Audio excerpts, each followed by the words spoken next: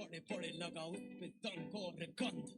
कभी कभी करता है मन कर लूं बक्से में खुद को बंद। खिसक के लड़ जैसे तू कोई टूटी पतंग। पहले तो दर्द क्योंकि कभी ना होगी खत्म ये जंग।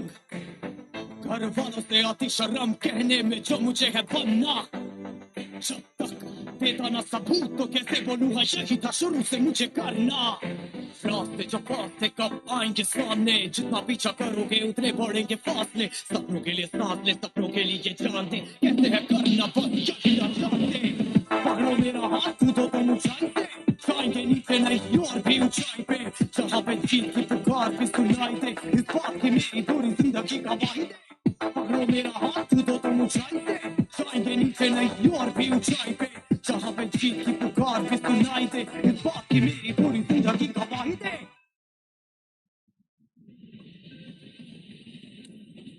नीचे मत देखना, पीछे मत मुड़ना, चिल्लाते लोग जिंदा या मुर्दा। जरा सोच कभी तू भी वही था, पर तुझमें थी वीरता, हाँ तू ही सही था। सब में चलती है आग जिसे अक्सर बुझने देते हैं हम। अंत में बचती है राख जो करती हिम्मत और भी कम। करनी है पूरी अपनी खुराक, लगेगा सिर्फ एक ही जन्म। लपटे उठेंगी राख से, बस रखना है आगे कदम। पड़ेंगे पीछे लोग और मारेंगे ताने, उनकी मत सुन ये भूखे बेचारे। जाने अनजाने के बस खाते हैं दाने, ये लोग खुद को ना पहचाने तो सोचो कैसे आएंगे हमें बचाने। नाकामयाबी का जब पड़ता है अंधेरा, नहीं समझते सबर लगता है अकेला। तब भूलो ना क्या क्या तुमने झेला, क्योंकि आता है अंधेरा ताकि आ सके सवेरा। पकड़ो मेरा हाथ कूदो तुम ऊंचाई पे, जाएंगे नीचे नहीं और भी ऊंचाई पे। जहाँ पे जीत की पुकार भी सुनाई दे, इस बात की मेरी पूरी जिंदगी गवाही दे। पकड़ो मेरा हाथ कूदो तुम ऊंचाई पे, जाएंगे नीचे नहीं। Hello hello hello hello hello hello hello hello hello hello बच्चों, बाबा नमस्कार। स्वागत है सभी लोगों का आज के लेक्चर में। क्या मेरी आवाज आ रही है? क्या मैं दिखाई दे रहा हूं? भारी मात्रा में लोग जुड़ चुके हैं आज हमारे साथ। 28.5 करोड़ लोग जुड़े हुए हैं। बहुत बहुत नमस्कार। श्वेता, डेमन, क्या बात है, घर वालों ने क्या नाम रखा है भाई तुम्हारा? आयुष, विवेक, कृष्णा, लकी, अभिषेक, शुभ, माही, तरुण, सुमित, गुंजन, दीप, ओजस्वी, बहुत बहुत नमस्कार। कैसे हैं आप लोग? कैसे हैं आप लोग? कैसी चल रही है आप लोगों की पढ़ाई? सुना है मैंने बहुत जोरदार तैयारी चल रही है आप लोगों की। ऐसा लग रहा है कि भाई मचा ही दोगे एकदम, नहीं? चलिए, तो आप सभी लोगों का स्वागत करने जा रहा हूं मैं ऑर्गेनिक केमिस्ट्री के इस महायुद्ध में, क्योंकि अब यहां से आपकी ऑर्गेनिक केमिस्ट्री स्टार्ट होने जा रही है। और ये आपको जब तक आपका सिलेक्शन नहीं हो जाता तब तक छोड़ेगी नहीं, ठीक है? और एक बार आप पढ़ लेंगे तो आप पूरे जीवन भर भी याद रखेंगे। क्यों मालिक? नमस्ते नमस्ते सभी लोगों को, गुड इवनिंग, बहुत बहुत नमस्कार, बहुत बहुत नमस्कार। तो भैया एनर्जी एकदम हाई है। जोश कैसा है जरा एक बार बता दो। जोश आप लोगों का कैसा है जरा मुझे एक बार बता दीजिए, फटाफट से मुझे बता दीजिए जल्दी से। कैसा जोश चल रहा है आप लोगों का? कैसा जोश चल रहा है आप लोगों का? जल्दी से बताइए। Good evening, good evening, good evening, बहुत बहुत गुड इवनिंग। जी हाँ, कैसा जोश चल रहा है? धुआंधार चल रहा है कि नहीं? अरे अब तो एकदम टाइम आ गया है यार। देखो, जब आखिरी का टाइम होता है ना, वही टाइम होता है एकदम एफर्ट लगाने का, है ना? शुरू में तो सभी लोगों का जोश हाई होता है। अगर इस टाइम तक आप लोगों का जोश हाई है, इसका मतलब है कि बहुत सही जा रहे हो आप, है ना? और वहां पहुंच जाओगे जहां आपको जाना है, आप अपनी मंजिल पर पहुंच जाएंगे। जी हाँ, एकदम हाई रखना है, ठीक है? तो चलिए, पहला लेक्चर है तो कुछ बातें अपन करेंगे, ठीक है? ऑर्गेनिक केमिस्ट्री से रिलेटेड बातें करेंगे और आपसे पढ़ाई से रिलेटेड कुछ बातें करेंगे, है ना? क्योंकि फर्स्ट लेक्चर है, आपको पता होना चाहिए कि ये केमिस्ट्री किस तरीके से चला करती है ना? और किस तरीके से आप इसमें बहुत अच्छे बन सकते हैं और पेपर में आपके सवाल बने, और साथ ही साथ सीखने पर फोकस करें, है ना? एग्जाम तो हमें देना ही है, हमें एग्जाम के साथ साथ कॉन्सेप्चुअली नॉलेज भी आपको गेन करनी है यहां पर। क्योंकि आप कोई चीज पढ़ रहे हो तो ऐसा नहीं कि आप, ठीक है, सिलेक्ट होने के लिए तो पढ़ ही रहे हैं, लेकिन साथ ही साथ उसको आप समझें, उस नॉलेज को गेन करें जो कभी ना कभी आपके जरूर काम आती है, ठीक है? और आप अगर जीवन में कोई मेहनत करते हैं, चाहे वो किसी भी टाइप की मेहनत आप कर रहे हो, मेहनत ऐसी चीज होती है कि वो आपको कभी ना कभी फल जरूर देके जाती है। कभी ऐसा होता ही नहीं है कि आपने किसी चीज में मेहनत की और उसका फल ना मिले, आपको हमेशा उसका फल मिलता है, ठीक है? लेकिन हम जब प्रोसेस से गुजरते हैं, मेहनत की प्रोसेस से गुजरते हैं, तो उसमें फल की चिंता नहीं करते हैं, बस अपना कर्म करते हैं। ठीक है, तो इसी बात पर आप फोकस रखिएगा। ठीक है, आप लगे रहिएगा, क्योंकि ये जो जर्नी है ये अप्स एंड डाउन्स इसमें बहुत आएंगे। कभी आपको चीजें समझ आ रही होंगी, कभी नहीं आ रही होंगी, कभी हो सकता है कोई लेक्चर आपका छूट जाएगा, फिर आप उसका बैकलॉग भी हो जाएगा। लेकिन आप इसको ट्राई करें कि मिनिमम से मिनिमम आपके पास चीज रहे, है ना, कि भैया बैकलॉग अगर है तो ऐसा नहीं कि पूरा चैप्टर ही उड़ा पड़ा है। एक आध लेक्चर कभी होता है तबीयत खराब हो जाती है ना, कभी होता है कि कुछ घर में ऐसी चीज आ जाती है कि यार ठीक है उस दिन नहीं कर पाए हम लेक्चर, लेकिन उसको जल्द से जल्द आपको कंप्लीट करके वापस से आपको बैच के पेस में आना है। ठीक है, इसलिए तो बोला जाता है ना, हम लोग जब आपके सामने आए थे, जब बैच लॉन्च किया था और आपने पूरी उम्मीदों के साथ बैच लिया था, और उसी उम्मीदों पर खरा उतरने के लिए हम लोग खूब सारी मेहनत करते सभी टीचर्स, और आप लोगों को वहां तक पहुंचाने के लिए हम बाध्य रहते हैं, है ना, कि यार हमसे अगर बच्चा कोई पढ़ रहा है तो अगर वो अपनी मंजिल हासिल ना कर पाए तो हमें भी अच्छा नहीं लगेगा, है ना। तो इसीलिए आप लोग पढ़ते रहिएगा, और लगातार जैसे कंसिस्टेंसी मेंटेन आपकी है इस बैच में देखा है मैंने, है ना, बढ़िया चल रहा है एकदम ठीक, तो उसको चलाते रहिएगा। बढ़िया चल रहा है तो उसको चलाते रहिएगा। कभी कभी क्या है ना, बढ़िया चीज अचीव तो जल्दी हो जाती है, लेकिन उसको रिटेन करने के लिए ज्यादा मेहनत लगती है ना, तो उसको चलाते रहिएगा। ठीक है, चलिए तो अपन स्टार्ट कर रहे हैं। कोई बैकलॉग नहीं है, क्या बात कर रहे हो, वाह यार बहुत बढ़िया। अगर आपका कोई बैकलॉग नहीं है तो बहुत अच्छी बात है। और ऑर्गेनिक केमिस्ट्री का आज पहला दिन है भाई, पहला दिन है, और ये दिन याद रखिएगा। और इस दिन अपनी कॉपी, नई नई कॉपी तो बनाई होगी मालिक, क्यों, नई नई कॉपी तो बनाई होगी, और नई जो कॉपी है जिस पर आपका नाम लिखा है वही साइड में आप लिखेंगे मेरा सिलेक्शन होगा। बिल्कुल लिख लीजिएगा बड़ा बड़ा सा, मेरा सिलेक्शन होगा, ये आप ध्यान रखिएगा कि पंकज सर ने पहले दिन हमें ये लिखवाया था, और ये आप याद रखिएगा, क्योंकि सबसे पहले आपकी सोच ही होती है जो आपको आगे बढ़ाती है ना। तो अगर आप ये सोचेंगे ही नहीं कि हम सिलेक्ट हो पाएंगे कि नहीं हो पाएंगे, अगर आप डाउट में ही रहेंगे कि यार मैं सिलेक्ट नहीं हो पाऊंगा, तो बिल्कुल ही नहीं हो पाएंगे, है ना। अगर आप दिमाग में रखेंगे कि हाँ मेरा सिलेक्शन होगा, उसके लिए जितना भी एफर्ट मुझे लगाना है वो मैं लगाऊंगा। ठीक है, जितना भी एफर्ट लगाना है बिल्कुल लगाना है आपको। ठीक है, तो ये ध्यान रखिएगा और लिख लीजिए इसको, मेरा सिलेक्शन होगा। और होगा भाई, क्यों नहीं होगा, मेहनत करेंगे, मेहनत करेंगे तो होगा। ठीक है, चलिए भाई तो स्टार्ट करने जा रहा हूं मैं। कुछ कुछ बातें हम करेंगे, जैसे आज के टॉपिक्स में आपको क्या बताऊंगा।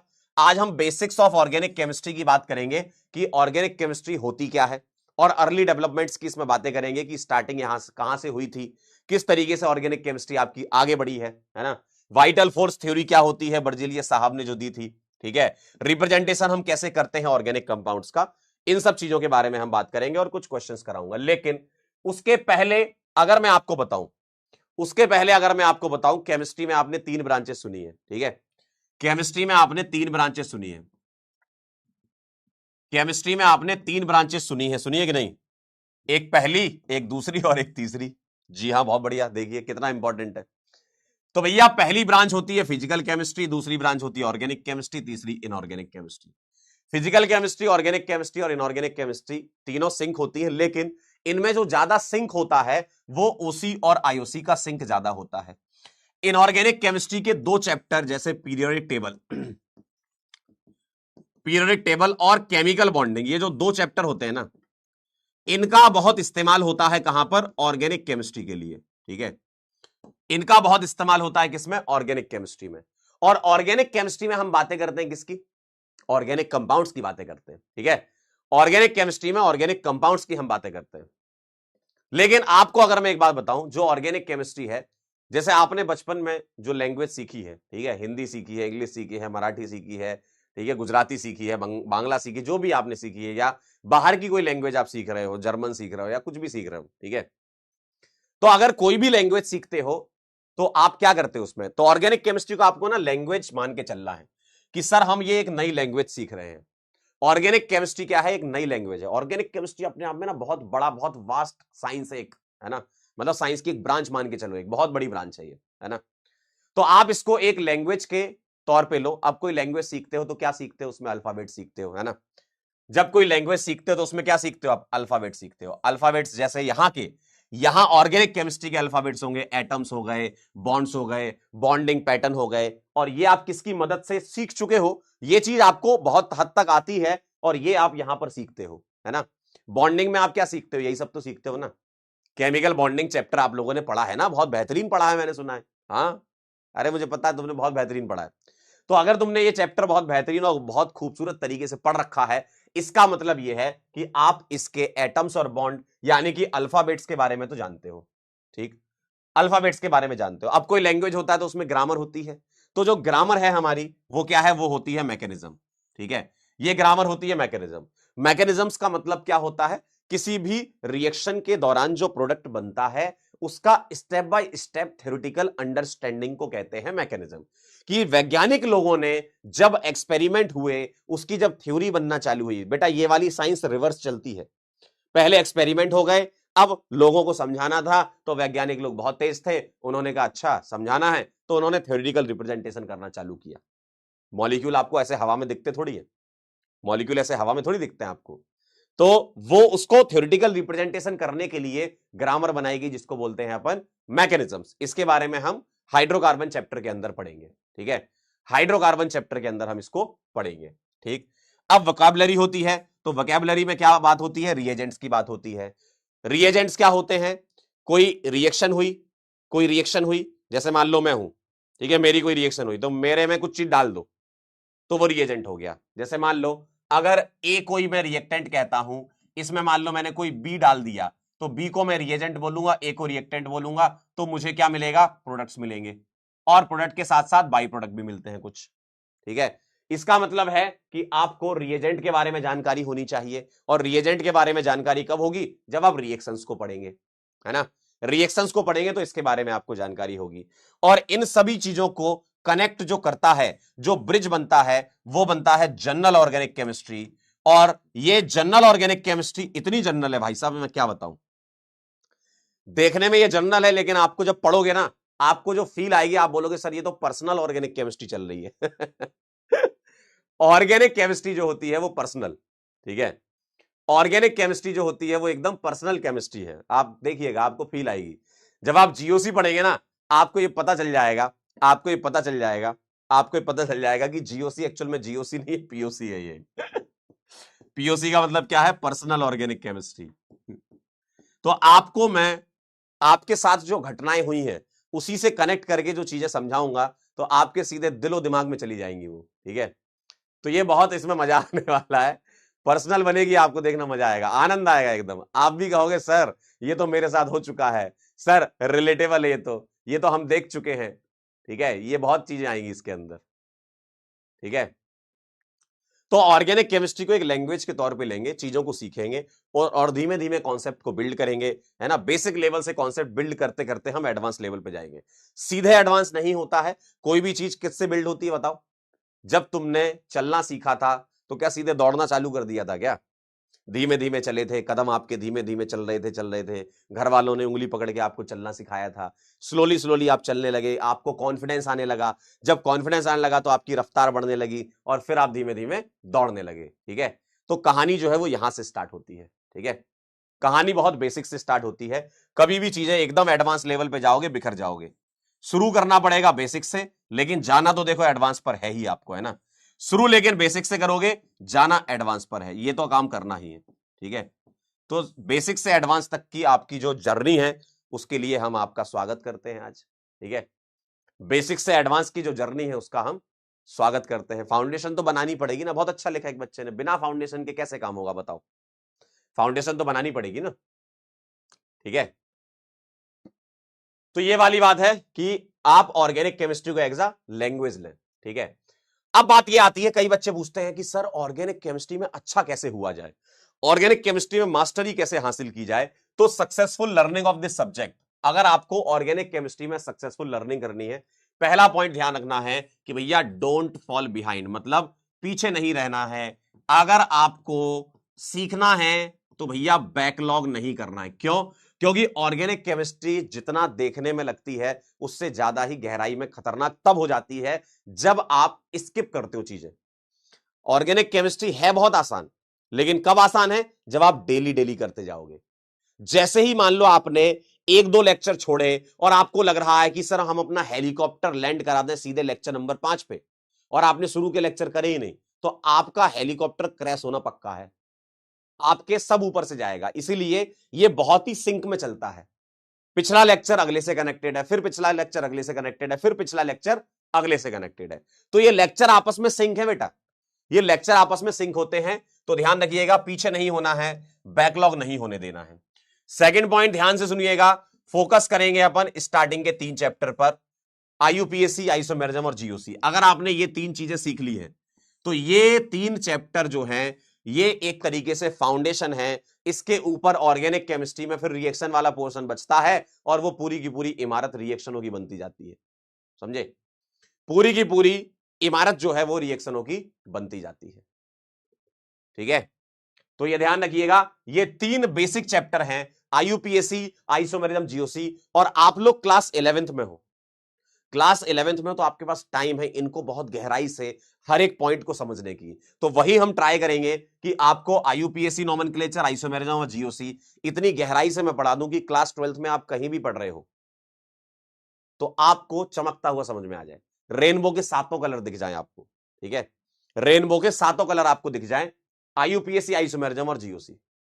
ये 3 चैप्टर आप इतने स्ट्रॉन्ग कर लो कि भाई साहब अब आ जाओ ऑर्गेनिक का कोई चैप्टर। अगर ये 3 क्लियर है तो वो क्लियर समझ में आएगा आपको। ठीक है, तो ये ध्यान रखिएगा, 3 चैप्टर पर फोकस करना है। और क्लास 11th में वेटेज इन्हीं का ज्यादा रहता है, एक हाइड्रोकार्बन वाला चैप्टर और आता है इसके बाद, है ना। तीसरा पॉइंट क्या कह रहे हैं भैया, प्रैक्टिस करना है डेली डेली। ये ध्यान रखिएगा, डेली प्रैक्टिस करना है। सर डेली प्रैक्टिस कैसे करें? क्लास में हम इलस्ट्रेशन लेंगे, क्लास में हम क्वेश्चंस करेंगे, वो तो करना ही है। साथ ही साथ आपको मैं कुछ होमवर्क वगैरह दूंगा, वो भी अटेम्प्ट करना है। ठीक है, मैं आपको शीट्स दूंगा, वो भी करना है। अलग अलग प्रकार की विभिन्न टाइप की शीटें होती हैं। ठीक है, बेसिक वाली शीट होती है, लेवल अप वाली शीट्स होती हैं, तो वो सारी की सारी शीट्स आपको दी जाएगी, आप बस करते जाइएगा। आपने पहले दिन जब सुना होगा तो हम लोगों ने क्या बोला था कि अगर आपने इस बैच को फॉलो कर लिया और इस बैच का डे 1 से डे लास्ट तक फॉलो कर लिया तो आपका सिलेक्शन कोई नहीं रोक सकता, और ये सच बात है। ठीक है, तो आप ये ध्यान रखिएगा, प्रैक्टिस करिएगा डेली, जितना बोला जाए उतना करते जाइएगा। ठीक, एक नई चीज मैं आपको सिखा रहा हूं, ऑर्गेनिक में काम आती है, ब्लैंक पेपर टेक्निक। ठीक है, ब्लैंक पेपर टेक्निक क्या होती है, आप क्या करो, जब कभी भी आपका ऑर्गेनिक का कोई लेक्चर हो जाए, है ना, उस लेक्चर के बाद एक खाली पेज लो। ठीक है, एक लेक्चर हो गया, उसको थोड़ा रिवाइज कर लो, और रिवाइज करने के बाद एक खाली पेज लीजिए, और खाली पेज में आंख बंद करके पहले सोच लीजिए कि आज मैंने क्या क्या चीजें पढ़ी। ये एक्टिव रिकॉल मेथड बोलते हैं इसको, है ना, ब्लैंक पेपर टेक्निक का नाम एक्टिव रिकॉल मेथड भी बोलते हैं, है ना। और ये लर्निंग को एनहेंस करते हैं, ये सब टूल्स होते हैं। आपको क्या लगता है कि पढ़ लेने से ही सिलेक्शन होता है क्या? किस तरीके से पढ़ रहे हैं उस पर भी डिपेंड करता है, आपका तरीका क्या है पढ़ने का उस पर भी डिपेंड करता है। और आप ये बिल्कुल भी मान के ना चलें कि हमने लेक्चर कर लिया तो मेरा सिलेक्शन हो जाएगा, नहीं बेटा, लेक्चर तो सिर्फ और सिर्फ 10% है, 90% मेहनत तो आपकी घर की है। अगर आप घर पे बैठ के या लाइब्रेरी में बैठे होंगे या छत पे बैठे होंगे, अगर आप 90% मेहनत अपनी तरफ से कर लोगे तो आपका सिलेक्शन निश्चित है। ठीक है, कोई बैच सिलेक्शन नहीं कराता, लेकिन बैच के जो टूल्स होते हैं, बैच में जो बताया जाता है, अगर उसको सीख लिया तो तुम्हारा सिलेक्शन होता है। तो इस बैच में जो बताया जा रहा है सभी टीचर्स के द्वारा, अगर तुमने वो फॉलो कर लिया तो तुम्हारा सिलेक्शन हो जाएगा। इसी से ही तो बैच की लेगेसी बनती है। और अर्जुना से आप फिर लक्ष्य में जाओगे, बस 12th में आपका सिलेक्शन हो जाएगा। ठीक है, तो ये ध्यान रखिएगा, आपको क्या करना है, ब्लैंक पेपर लेना है। पहले आप क्या करो, जैसे मान लो आज का लेक्चर हो गया, आज जो मैं चीजें पढ़ाऊंगा उसको दिमाग में सोच लो पहले, मतलब पहले पढ़ लो, एक बार आपने राउंड लगा लिया, पढ़ लिया सारा, क्योंकि नोट्स तो बनाओगे। फिर आपने आंख बंद करी, 5 मिनट ब्रेक के बाद आंख बंद करी, ब्लैंक पेपर, सोचा पहले कि आज मैंने क्या क्या पढ़ा, आज सर ने क्या पढ़ाया, आज सर ने वाइटल फोर्स थ्योरी पढ़ाई, आज सर ने कंपाउंड के कुछ रिप्रेजेंटेशन बताए, आज सर ने एक स्टोरी बताई थी बर्जिलियस और वोलर साहब की। तो बस उसी चीज को शॉर्ट फॉर्म में, ऐसा नहीं कि अच्छी राइटिंग में, गंदी गंदी राइटिंग हो कोई दिक्कत नहीं, लेकिन उसको एक बार ऐसे लिख के देखना है कि अच्छा ये काम हुआ था, यूरिया पहला कंपाउंड बना था, इस तरीके से रिप्रेजेंट करते हैं, ऐसा सोचना है। ठीक है, तो आपको क्या करना है, ब्लैंक पेपर टेक्निक को यूज करना है हर एक लेक्चर के बाद। ठीक है, आपको विजुलाइज करना है चीजों को, मेमोराइज नहीं करना है। हमारे साथ आदत क्या होती है कि धीमे धीमे हम अपनी आदत बना लेते हैं कि हम चीजों को याद करने लगते हैं। तो चीजें याद नहीं करनी है, विजुलाइज करनी है, और विजुलाइज करने के लिए हमारे पास बहुत सारे ऐसे टूल्स हैं। ठीक है, विजुलाइज करने के इस तरीके के बहुत सारे टूल्स हैं हमारे पास। तो वो मैं आपको ऑर्गेनिक कंपाउंड को बॉलिस्टिक मॉडल की मदद से, इसको बॉलिस्टिक मॉडल बोलते हैं, आपको समझाते जाऊंगा, आपको दिखता जाएगा कि कार्बन कहां दिख रहा है, ऑक्सीजन कहां दिख रहा है, हाइड्रोजन कहां दिख रहा है ना। और यूजुअली आइसोमेरिज्म चैप्टर में इसकी ज्यादा जरूरत पड़ती है, ठीक है। तो इस टाइप के टूल्स हमने बना लिए हैं, ठीक है। तो ये ध्यान रखिएगा, तो विजुलाइज करना है वो हम करवा देंगे आपको, ठीक। अंडरस्टैंड पैटर्न, सर ये बहुत इंपॉर्टेंट चीज है। ऑर्गेनिक केमिस्ट्री में पैटर्न्स चलते हैं कई बार, है ना, कई बार पैटर्न बन जाते हैं। तो उन पैटर्न को तुमने अंडरस्टैंड कर लिया तो एक चीज आपको 10 जगह मदद कर ले जाएगी। जैसे मैं आपको एक टॉपिक बताता हूं, मान लीजिए मैंने आपको एक टॉपिक बताया कार्बोकैटायन की स्टेबिलिटी, एक टॉपिक है, अभी ऐसा आपको नहीं पता होगा, बस बता रहा हूं।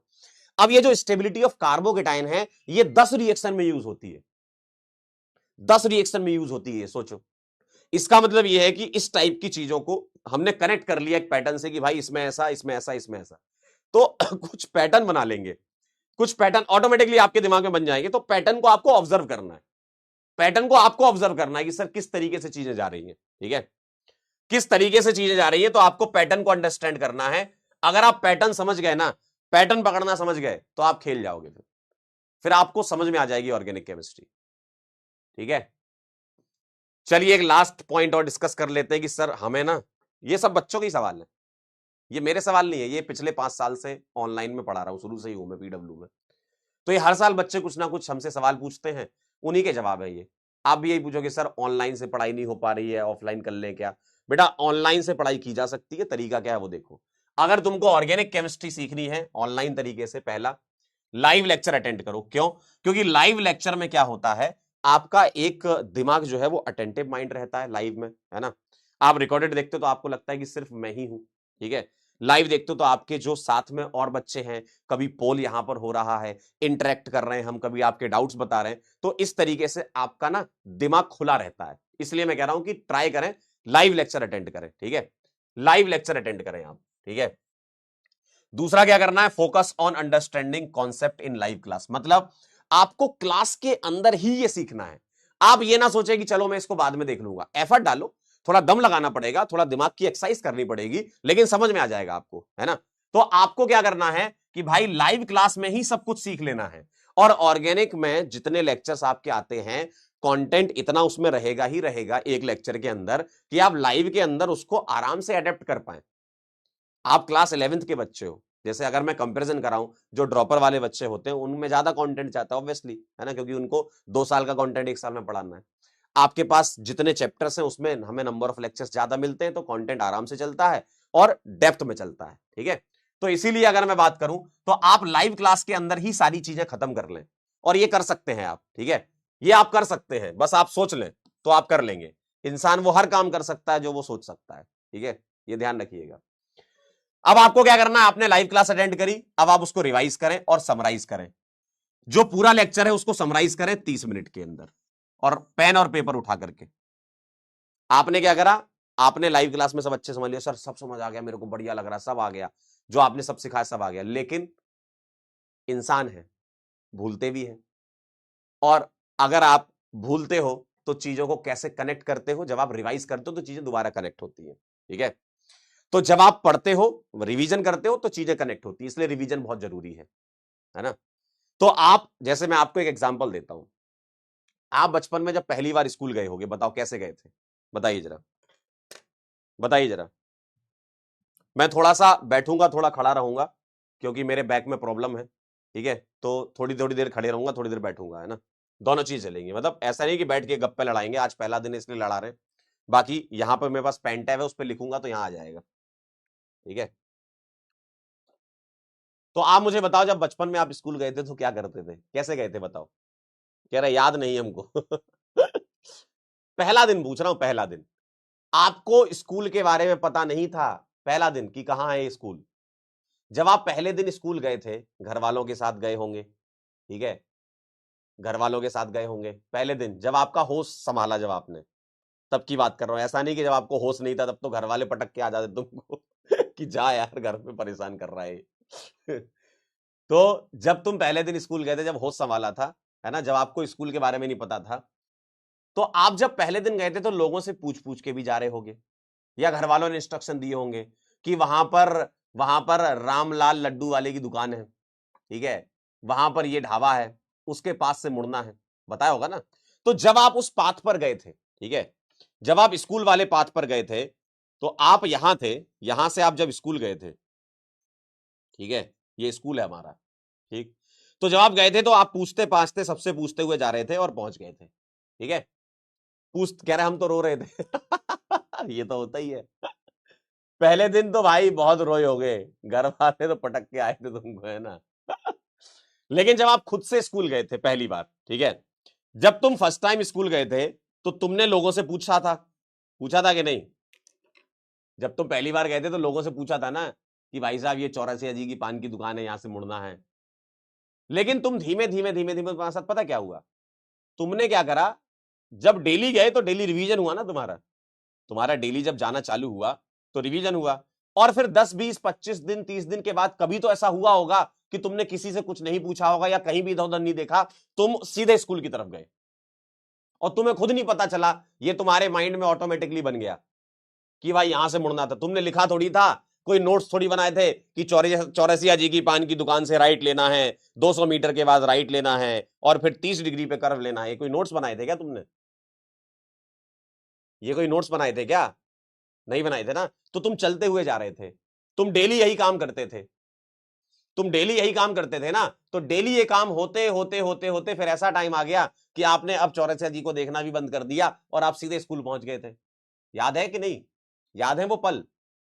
क्योंकि आपकी मेमोरी जो है वो बैठ गई थी, मेमोरी में चीजें बैठ गई थी, ठीक है। तो इसीलिए रिवाइज करना बहुत जरूरी होता है। आपको याद ऐसे रटना थोड़ी होता चीजों को, लेकिन चीजें जब बार बार देखोगे सीखोगे तो आपके दिमाग में बैठेंगी वो, और दिमाग में बैठेंगी तो पेपर वाले दिन निकलेंगी भी।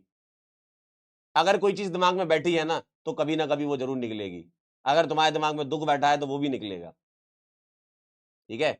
तो ये ध्यान रखिएगा, रिवाइज करिएगा और समराइज कर लीजिएगा 30 मिनट के अंदर। लेकिन अब हम केमिस्ट्री की बात कर रहे हैं तो पेन पेपर पे आपको लिख के रिवाइज करना पड़ेगा, ठीक है। पेन पेपर पे लिख के रिवाइज करिएगा। जो आपको होमवर्क दिया जाएगा मे भी 30 मिनट के अंदर हो जाए या 40 मिनट के अंदर हो जाए या 45 मिनट के अंदर हो जाए, और ये होमवर्क जो है वो टाइमर लगा के करना है आपको, ठीक है।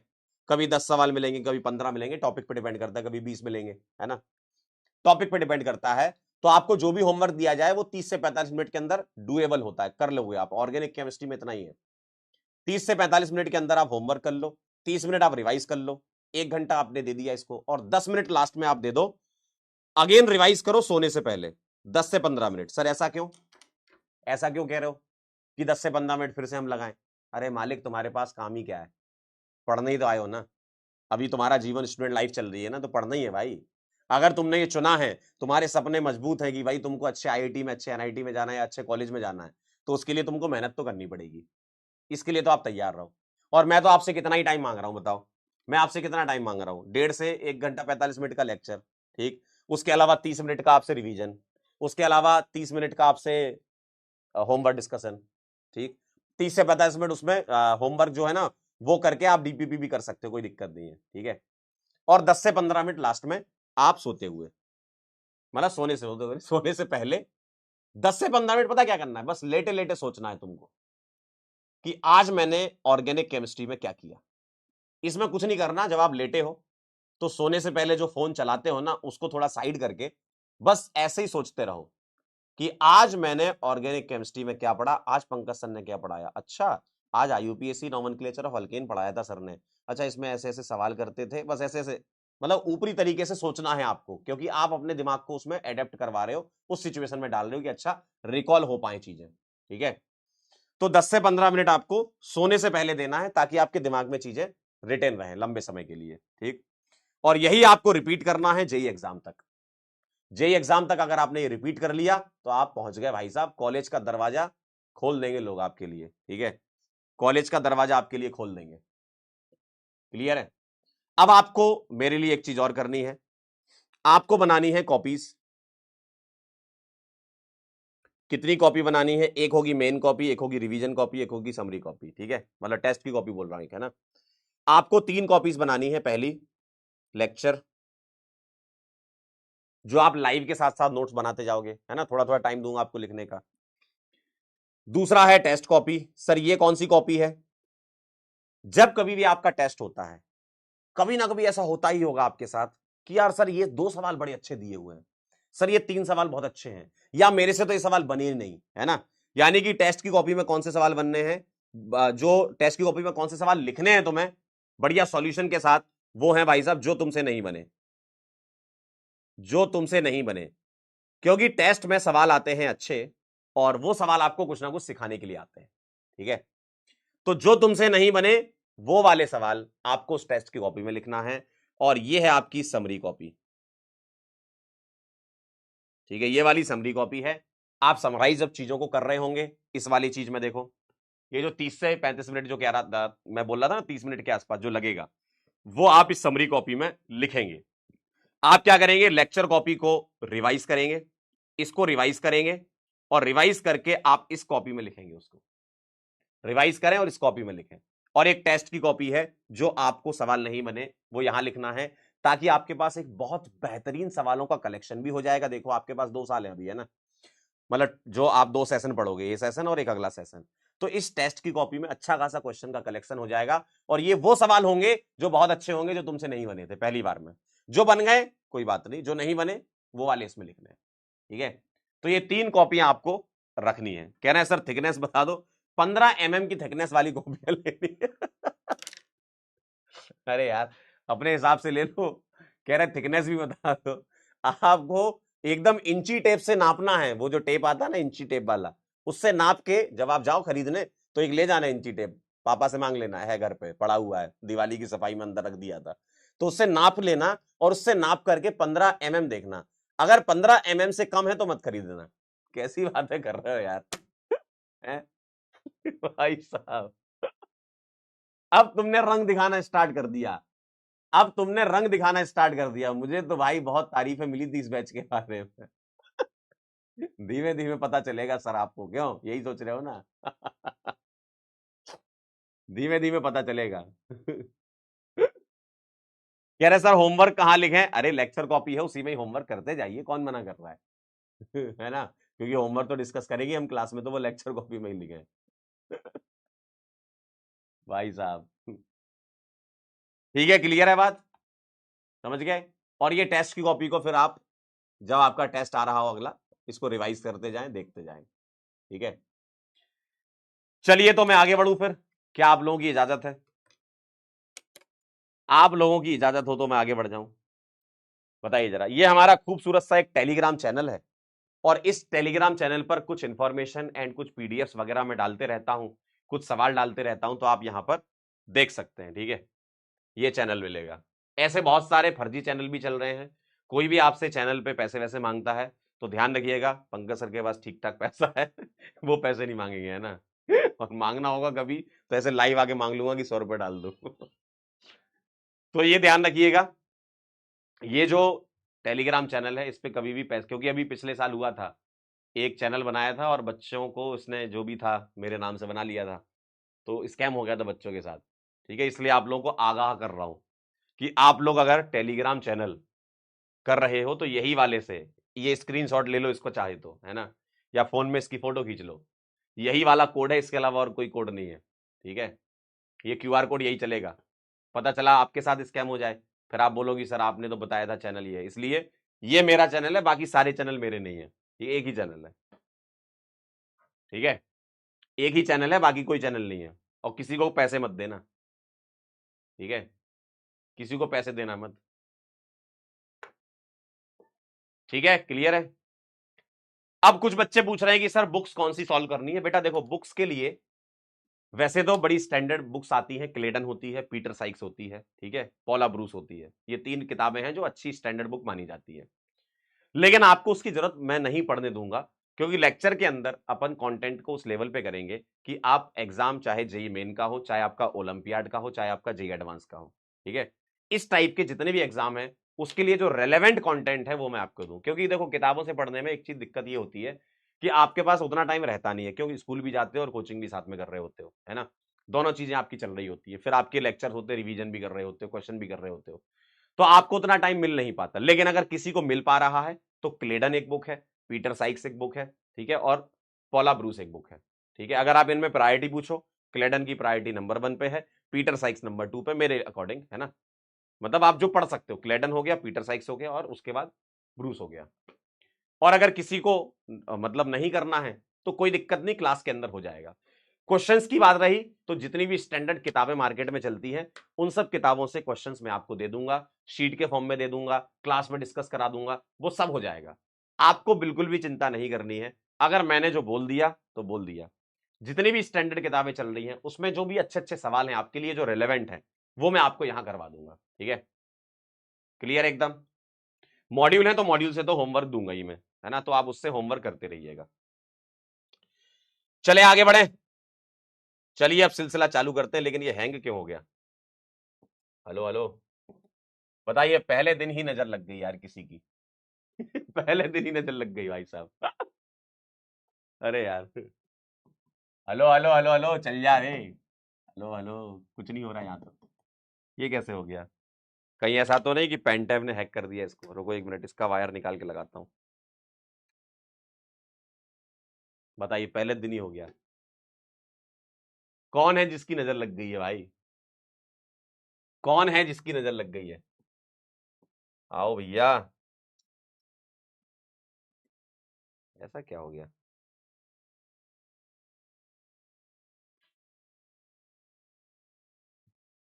हेलो हेलो, बताइए। कैसे पढ़ेंगे फिर हम, बताइए। कह रहे हैं फूंक दो। भाई साहब, क्या फूंक दे? फू फू फू फू फू फू। बंद करके चालू तो नहीं करना पड़ेगा कहीं स्मार्ट बोर्ड? यार ऐसा तो नहीं होना चाहिए था। आइए देखते हैं ना, इसको हटा दिया मैंने पेन टैप को।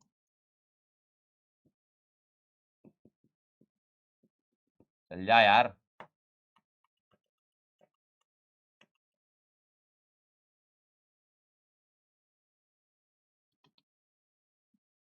बताइए। टैग टीम को बुला लूं क्या? टैग टीम को बुला लूं? एक बार देखते हैं, ट्राई करते हैं।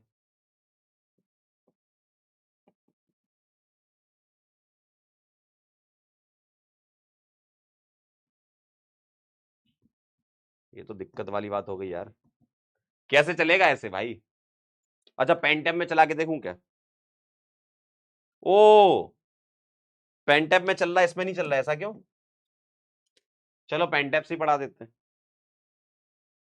आइए आइए आइए आइए। तो शुरू करने जा रहा हूं मैं ऑर्गेनिक केमिस्ट्री। ठीक है, यहां से चालू होती है ऑर्गेनिक केमिस्ट्री। ठीक है, आइए जरा आप पढ़ाई पे फोकस करेंगे, है ना। मैंने आपको समझा दिया है, डेली डेली बहुत सारी बातें नहीं होंगी, थोड़ी थोड़ी होंगी, है ना। आज पहला दिन था इसलिए मैंने आपका काफी समय लिया। ठीक है, तो भैया ऑर्गेनिक केमिस्ट्री यहां से स्टार्ट होती है। हमारे कार्बन है और कार्बन के साथ हाइड्रोजन है। तो कार्बन की हाइड्रोजन के साथ बॉन्डिंग रहती है, मतलब कार्बन हाइड्रोजन वाले बहुत सारे कंपाउंड होते हैं जिनको तुम हाइड्रोकार्बन के नाम से भी जाना करते हो, है ना। हाइड्रोकार्बन के नाम से भी जाना करते हो आप, है ना। तो कार्बन की स्टडी हम कर रहे होते हैं और कार्बन हाइड्रोजन के साथ खूब सारे बॉन्ड बना के घूम रहा होता है। इसके अलावा और भी एलिमेंट्स होते हैं, अदर एलिमेंट, जैसे नाइट्रोजन हो गया, ऑक्सीजन हो गया, सल्फर हो गया, फास्फोरस हो गया, इस टाइप से। मतलब ऑर्गेनिक केमिस्ट्री यहां से स्टार्ट होती है। ठीक है, चलें आगे। तो आइए जरा मैं शुरू करने जा रहा हूं आपके सामने कि व्हाट इज, यहीं से शुरू होगा। सवाल क्या है? What is organic chemistry. ठीक है, आप मेरे साथ साथ नोट्स बनाते जाइएगा, क्योंकि आपको इतना टाइम मिलेगा मेरी क्लास में कि आप नोट्स भी बना पाए, समझ भी पाए और सवाल भी कर पाए। ठीक है, तो आपको बिल्कुल प्रॉपर लिखने का भी टाइम रहेगा, आप लिखते जाइएगा। ठीक है, ऑर्गेनिक केमिस्ट्री क्या होती है? क्या आंसर देना पसंद करेंगे आप? आप ये कहेंगे कि study of carbon and its compound. Carbon और उसके कंपाउंड, या आप यूं कह सकते हैं कि study of hydrocarbons, study of hydrocarbon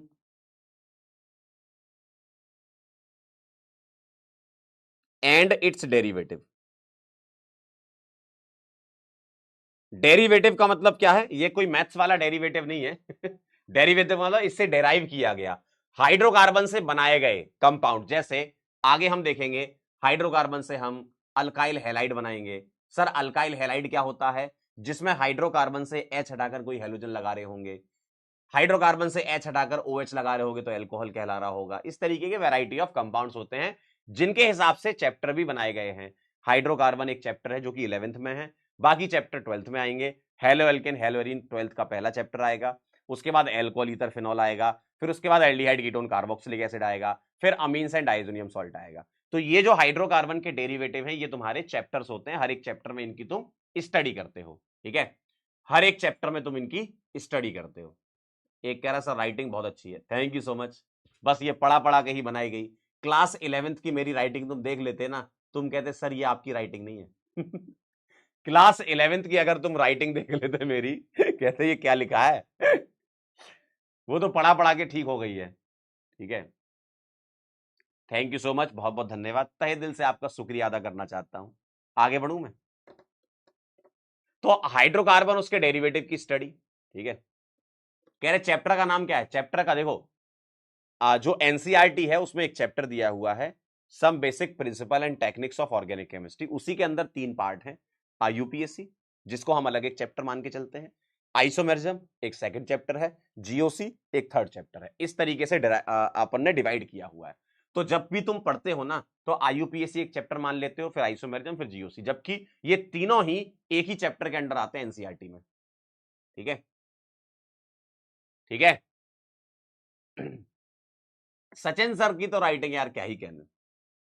Sachin sir की राइटिंग को अचीव करने के लिए किसी एक मनुष्य को इस जीवन में बहुत मेहनत करनी पड़ेगी। ठीक है, सचिन सर की राइटिंग को अचीव करने के लिए एक मनुष्य को इस जीवन में बहुत मेहनत करनी पड़ेगी उस राइटिंग तक पहुंचने के लिए। ठीक है, चलिए भाई आगे चलें।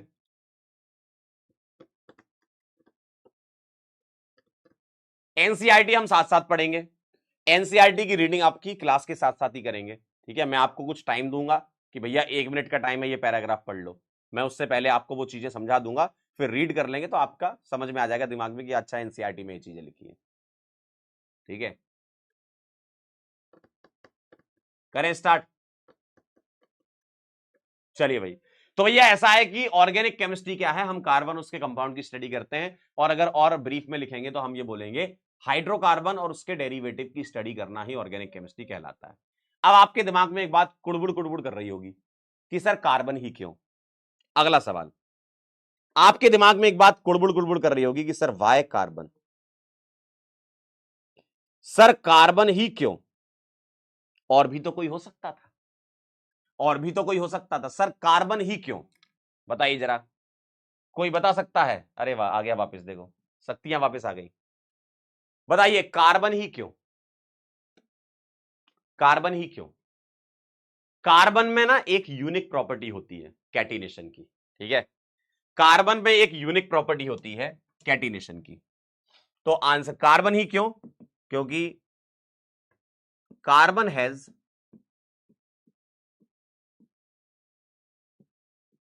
Unique catenation property.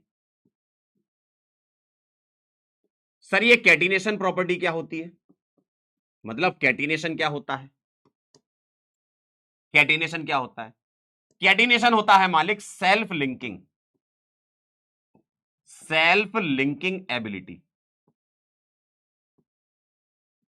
Self linking ability. Carbon अपने ही दूसरे कार्बन के साथ जुड़ता जाता है, चेन बनाता जाता है लंबी लंबी। ठीक है, चेन बनाता जाता है। तो कार्बन के पास एक यूनिक प्रॉपर्टी होती है कैटिनेशन की, ये क्या करता है? चेन बनाता जाता है। तो अगर मैं पूछूं कार्बन ही क्यों, कार्बन के ही इतने कंपाउंड क्यों होते हैं, है ना, कितने सारे कंपाउंड होते हैं कार्बन के? क्योंकि कार्बन की कैटिनेशन प्रॉपर्टी होती है। और एक सवाल मैं आपसे पूछना चाहता हूं, आपको पता ही होगा, कार्बन की वैलेंसी क्या होती है? बताओ, बताइए जरा, कार्बन की वैलेंसी क्या होती है? बताइए, बहुत बेसिक सी बातें चल रही हैं। तो यूनिक कैटिनेशन प्रॉपर्टी होती है, और अगर मैं आपसे पूछूं कार्बन की वैलेंसी क्या होती है, बताइए। कार्बन की वैलेंसी क्या होती है? टेट्रा वैलेंसी होती है इसकी। तो टेट्रा वैलेंसी यानी कि 4 बॉन्ड बनाता है। टेट्रा का मतलब क्या होता है? 4। टेट्रा मींस 4 है ना, टेट्रा का मतलब होता है 4। तो 4 बॉन्ड बनाता है। वैलेंसी का मतलब क्या है? वैलेंस इलेक्ट्रॉन से मतलब है। मुझे बताना कार्बन में वैलेंस इलेक्ट्रॉन कितने होते हैं? टेट्रा वैलेंसी इसकी 4 क्यों आती है? अगर मैं आपसे पूछूं कार्बन को देखो, देखो कार्बन को, क्या बात है सर, इसका एटॉमिक नंबर 6 होता है। और अगर एटॉमिक नंबर 6 होता है तो आप कैसे भरोगे इसको? 1s2 2s2 2p2। देखो जरा, क्या ये बात सही है? 1s2 2s2 2p2 6 atomic number है। और आउटर मोस्ट ऑर्बिट कौन सा है? सर आउटर मोस्ट ऑर्बिट है ये वाला, इसको कहूंगा मैं क्या? Outer most orbit. क्यों आउटर मोस्ट ऑर्बिट? यानी कि 2। इसके नंबर से देखेंगे 2, ये तो सबसेल होता है 2s और 2p, 2 2, ये देखो 2 2। तो आउटर मोस्ट ऑर्बिट जो है, आउटर मोस्ट ऑर्बिट जो है वो कौन सा है? आउटर मोस्ट ऑर्बिट 2 है। और आउटर मोस्ट ऑर्बिट में इलेक्ट्रॉन्स कितने हैं? आउटर मोस्ट ऑर्बिट में इलेक्ट्रॉन्स कितने हैं सर? 4 हैं। तो इसलिए इसकी टेट्रा वैलेंसी 4 होती है, मतलब 4 बॉन्ड भी बना सकता है ये, और कार्बन की लंबी लंबी चेन भी बना सकता है। कार्बन की लंबी लंबी चेन भी बना सकता है, क्योंकि कैटिनेशन प्रॉपर्टी ज्यादा होती है, क्योंकि साइज कम होता है। अब तुम कैटिनेशन प्रॉपर्टी में जाओगे तो तुम्हें फिर पीरियोडिक टेबल में जाना पड़ेगा कि सर साइज कम होता है तो वो कैटिनेशन आसानी से, मतलब बॉन्ड्स आसानी से बना सकता है। ठीक है, क्लियर है? और टेट्रा वैलेंसी यानी कि 4 वैलेंस इलेक्ट्रॉन इसमें होते हैं, उसकी वजह से।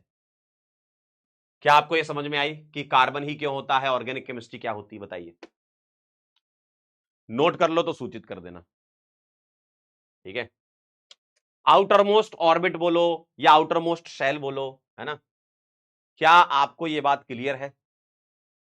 तो अगर आप ये बात क्लियर है आपको तो बताइएगा मालिक, तो मैं रिश्ता पक्का समझूं? बताइए, नोट कर लो तो बता देना। डन डना डन डन डन लिख देना जरा, डन डना डन डन डन, डन डना डन डन डन। बताइए। ठीक है, 6 सरस 6 चला जाए। अरे वाह, बहुत बढ़िया, लिख लिया सबने? सभी लोगों ने लिख लिया? वेरी गुड, बहुत बढ़िया, अच्छी बात है। तो हम यहां तक पहुंच चुके हैं जिसमें हमने बात की कि भैया ऑर्गेनिक केमिस्ट्री क्या होती है, और हमने बात की किसकी? कि भैया कार्बन ही क्यों होता है। ठीक है, अब आइए जरा आगे बढ़ते हैं, आइए जरा आगे बढ़ते हैं ना, ये बेसिक इंट्रोडक्शन की बात थी। अब अगर मैं आपसे कहूं, अब अगर मैं आपसे कहूं कि मुझे एक बात बताओ, मुझे एक बात बताओ, ऑर्गेनिक केमिस्ट्री का जन्म कैसे हुआ? कैसे किसी के दिमाग में आया होगा कि यार ये काम कर लिया जाए, है ना? कैसे किसी के दिमाग में आया होगा कि यार ये काम कर लिया जाए? सोचो तो, ये दिमाग में क्या आया था, किसके आया था, और उसके बाद ऑर्गेनिक केमिस्ट्री बढ़ गई। और कोई बहुत पुरानी केमिस्ट्री नहीं है, सही टाइम पे पैदा हुए, तुम पता है, तुम्हारी पैदाइश ही एकदम सही टाइम पे है।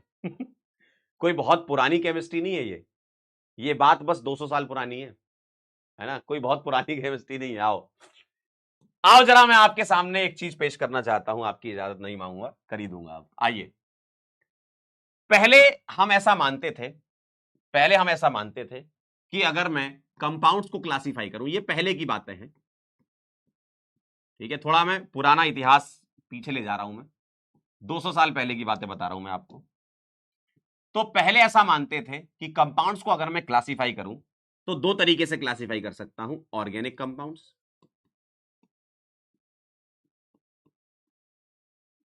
और इनऑर्गेनिक कंपाउंड्स। ऑर्गेनिक कंपाउंड्स और इनऑर्गेनिक कंपाउंड्स में क्लासिफाई करूंगा।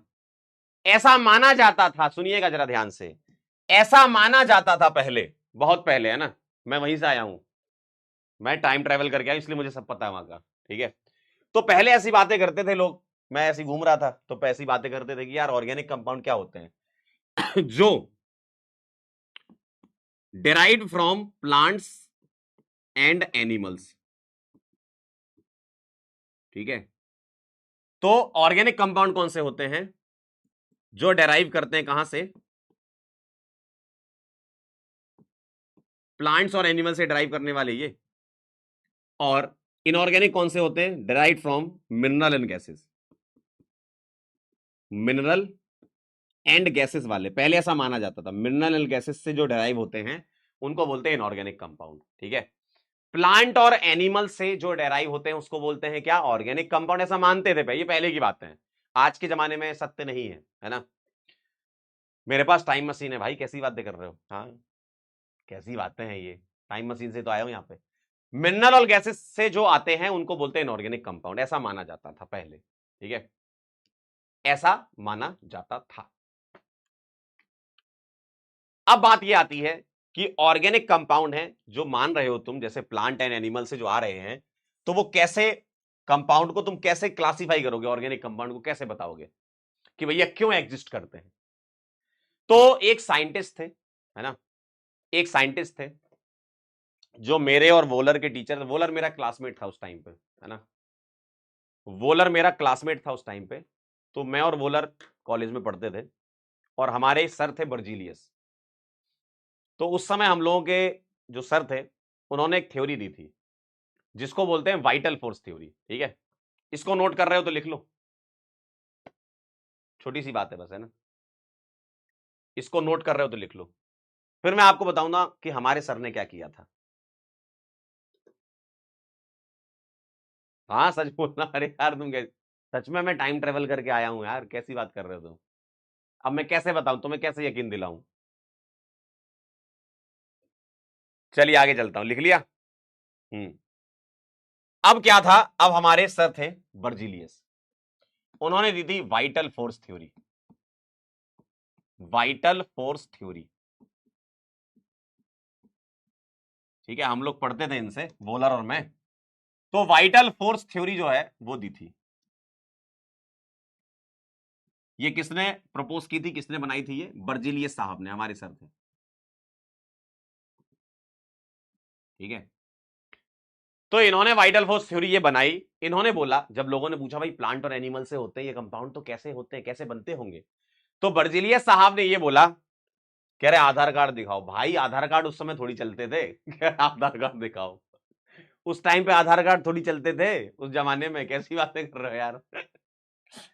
तो बर्जीलियस साहब ने, जो हमारे सर थे, उन्होंने एक थ्योरी बनाई। उन्होंने ये बोला कि it is impossible to prepare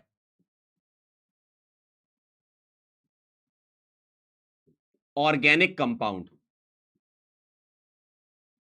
from inorganic compound. मतलब इन्होंने बोला कि ऑर्गेनिक कंपाउंड को इनऑर्गेनिक कंपाउंड से नहीं बनाया जा सकता, इन्होंने ये बोला। और vital forces are responsible, vital forces are responsible for existence of organic compound. इन्होंने बोला वाइटल फोर्स रेस्पॉन्सिबल होंगे ऑर्गेनिक कंपाउंड के लिए। वाइटल फोर्स क्या है, ठीक है, वाइटल फोर्स क्या है, वाइटल फोर्स क्या है, वाइटल फोर्स है ऐसी शक्तियां, ये जो वाइटल फोर्स का मतलब है ये होती है, हिंदी पढ़ लेते हो थोड़ी थोड़ी, दैवीय शक्तियां, हिंदी पढ़ लेते हो क्या। मतलब इन्होंने बोला कि कोई गॉड टाइप के फोर्स है, गॉड फोर्सेस, ऊपर से ही हो रहा है सब, ठीक है, गॉड टाइप के। स्पेलिंग सही कर, अरे मास्टर यहां ऑर्गेनिक समझा रहे हैं, इनको स्पेलिंग की पड़ी है, ये लो।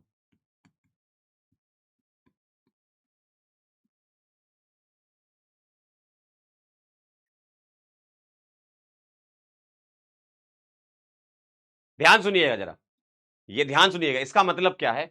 इन्होंने बोला कि हमें नहीं पता कि क्या किस वजह से बन रहे हैं, इन्होंने बोला कि सर ऊपर से ही हो रहा है सब। और बर्जीलियस सर जो थे हमारे उस समय के बहुत स्ट्रॉन्ग साइंटिस्ट थे, मतलब उनका नाम चलता था भाई, उनका एकदम नाम चलता था। ठीक, उनका एकदम नाम चलता था, मतलब ऊपर वाले के द्वारा, गॉड फोर्सेस, है ना, गॉड फोर्सेस हैं ये। तो ऊपर वाला ही इनके लिए जिम्मेदार है, वाइटल फोर्स अपने कोई मतलब इनविजिबल फोर्सेस जिसको हम बोलते हैं। आप लोगों ने कभी आत्माएं देखी हैं? आप लोगों ने कभी आत्माएं देखी? आत्माएं, भूत देखा है कभी?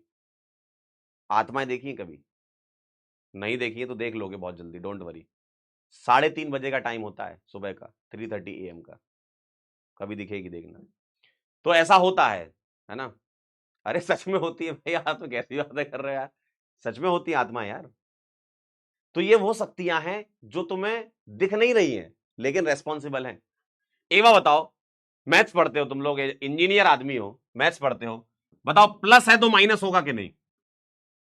बताओ जरा, बताओ जरा बताओ मुझे, प्लस है तो माइनस होगा कि नहीं, ये बताओ, बोलो।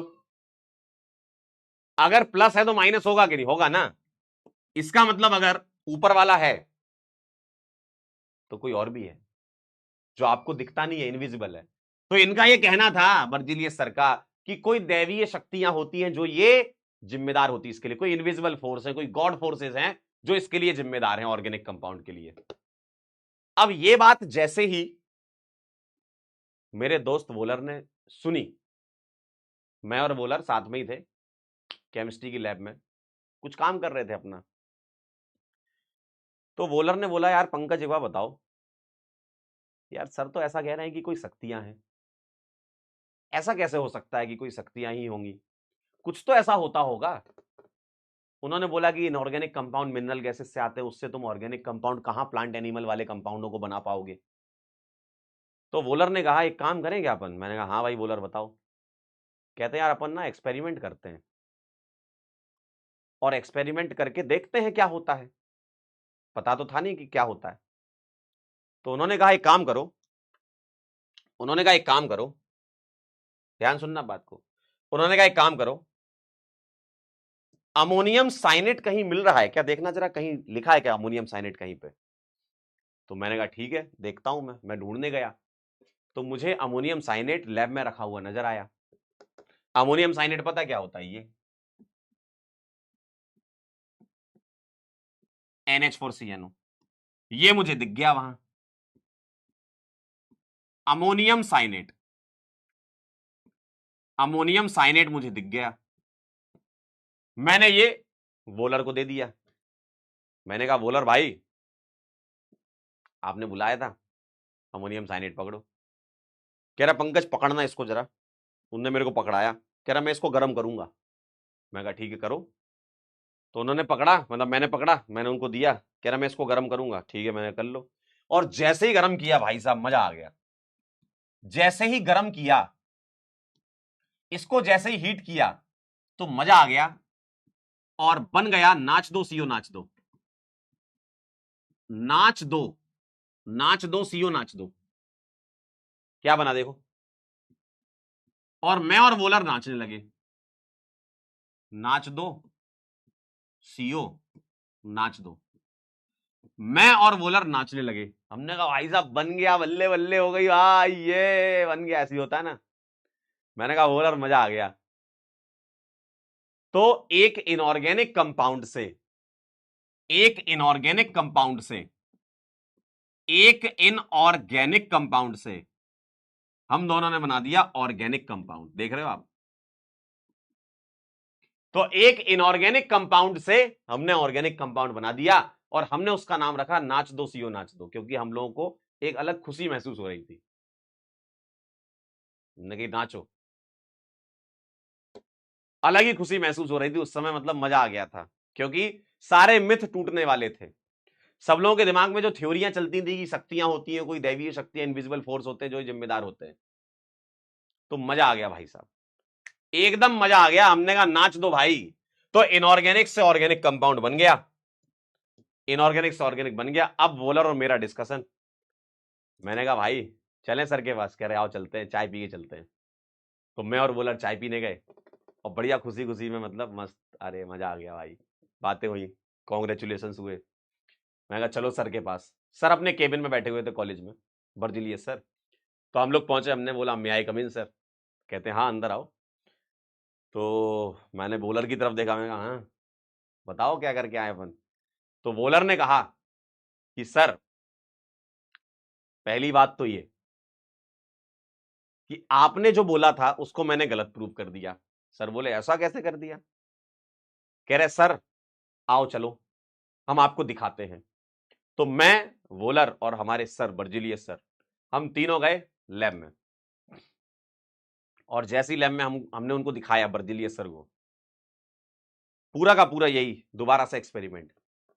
कहते हैं बात तो तुम सही कह रहे हो। कह रहे वाह यार मजा आ गया, तुमने बना दिया तुम लोगों ने, बात तो तुम एकदम सही कह रहे हो। अब यहां सर, अब देखो सर वाली बुद्धि क्या होती है। सर तो थे दिमाग से तेज, हम लोगों से तो बहुत तेज थे वो। तो बर्जिलियस सर ने कहा कि जो तुमने बनाया है, जो तुमने बनाया है, क्या नाम दिया है? हमने कहा सर हमने तो नाच दो सीओ नाच दो नाम दिया है। कह रहे ऐसा कोई नाम होता है क्या केमिकल का, नाच दो सीओ नाच दो? कह रहे केमिकल का नाम तो कुछ होता है। तो उन्होंने बोला एक काम करो इसको यूरिया कह दो। साइंटिस्ट लोग थे, दिमाग में कुछ भी चलता रहता था। कह रहे हैं इसका नाम यूरिया कहेगी आज से दुनिया। और कह रहे हैं जो तुमने काम किया है वो मैंने देख लिया है, तुमने मेरी थ्योरी फेल करी दोनों ने, बहुत बहुत कॉन्ग्रेचुलेशन, शाबाशी दी हम लोगों को, है ना, शाबाशी दी। और उन्होंने ये बोला कि जो तुम लोगों ने काम किया है, तुम मुझे एक बात बताओ यहां कितने नाइट्रोजन है? हमने कहा सर 2। कह रहे यहां बताओ, हमने कहा 2। कह रहे यहां कितने हाइड्रोजन है? हमने कहा 4। यहां बताओ, हमने कहा 4। कह रहे कार्बन कितने? हमने कहा 1। यहां भी 1। ऑक्सीजन कितने हैं? यहां 1, यहां 1। तो उन्होंने कहा आप दोनों ने जो काम किया है वो किया तो बहुत खतरनाक काम है, लेकिन आप लोगों ने एटम्स को रीअरेंज कर दिया। देखिए जरा, एटम्स को रीअरेंज कर दिया। और एटम्स को रीअरेंज करने के बाद, जैसे एक ये कंपाउंड है एक ये कंपाउंड है, तुमने इसको रीअरेंज किया है, यानी कि हम इसको एक प्रोसेस कह सकते हैं आइसोमेरिज्म। और आइसोमेरिज्म नाम जो है वो बर्जिलियस साहब ने दिया था। और आइसोमेरिज्म उसके बाद से एक नया चैप्टर ही बन गया। ठीक है, तो आपने इनको रीअरेंज किया है ना, सिर्फ आपने इनको रीअरेंज किया है, और रीअरेंज किया है यानी कि आइसोमेरिज्म। आइसो का मतलब होता है इक्वल, और मर का मतलब होता है पार्ट्स, यानी कि एक ही मॉलिक्यूलर फॉर्मूले के 2 पार्ट हैं। ये एक ही मॉलिक्यूलर फॉर्मूले के 2 पार्ट हैं, तो उन्होंने आइसोमेरिज्म नाम दिया। इसके बाद फिर वैज्ञानिक लोगों ने आइसोमेरिज्म चैप्टर ही बना डाला, जो कि आपके लिए बहुत इंपॉर्टेंट है जेई के लिए। ठीक है, तो ये काम हुआ। अब जैसे ही ये काम हुआ, अब जैसे ही ये काम हुआ, तो अब बताने की बारी थी सबकी। जैसे ये काम हुआ सबको बताने की बारी थी ना। बर्जिलियस साहब तो मतलब चाह रहे थे कि हमारा नाम भी उसमें जुड़े, क्योंकि हम तो टीचर थे बर्जिलियस साहब की नजर से देखें तो, हम दोनों तो उनके स्टूडेंट थे। तो बोले ठीक है प्रेस कॉन्फ्रेंस बुलाओ। तो उन्होंने प्रेस कॉन्फ्रेंस बुला करके, प्रेस कॉन्फ्रेंस में अब यही था कि वहां पे 2 ही कुर्सियां डाली थी, है ना, प्रेस कॉन्फ्रेंस में, और मैं 2 ही चेयर डाली थी। और 2 ही चेयर डाली थी, तो वो ऐसा था कि एक पे मेरे को बैठना था, एक पे वोलर को बैठना था। लेकिन मैंने कहा कि यार देखो गुरु गुरु होता है, तो फिर मैं पीछे हट गया। फिर बर्जिलियस साहब वहां बैठे प्रेस कॉन्फ्रेंस में और वोलर जी बैठे, इसलिए तुम लोगों ने वोलर का नाम सुना है। समझे? समझ में आई बात? तो ये काम था। तो इसलिए जो यूरिया बना है वो किससे बना है? अमोनियम साइनेट से बना है। ठीक है, ये कहानी है। क्या आप मेरी बात समझ गए? तो ये था फर्स्ट ऑर्गेनिक कंपाउंड जो लैब में बनाया गया था। फर्स्ट ऑर्गेनिक कंपाउंड जो लैब में बनाया गया था। समझ में आई? क्यों भाई?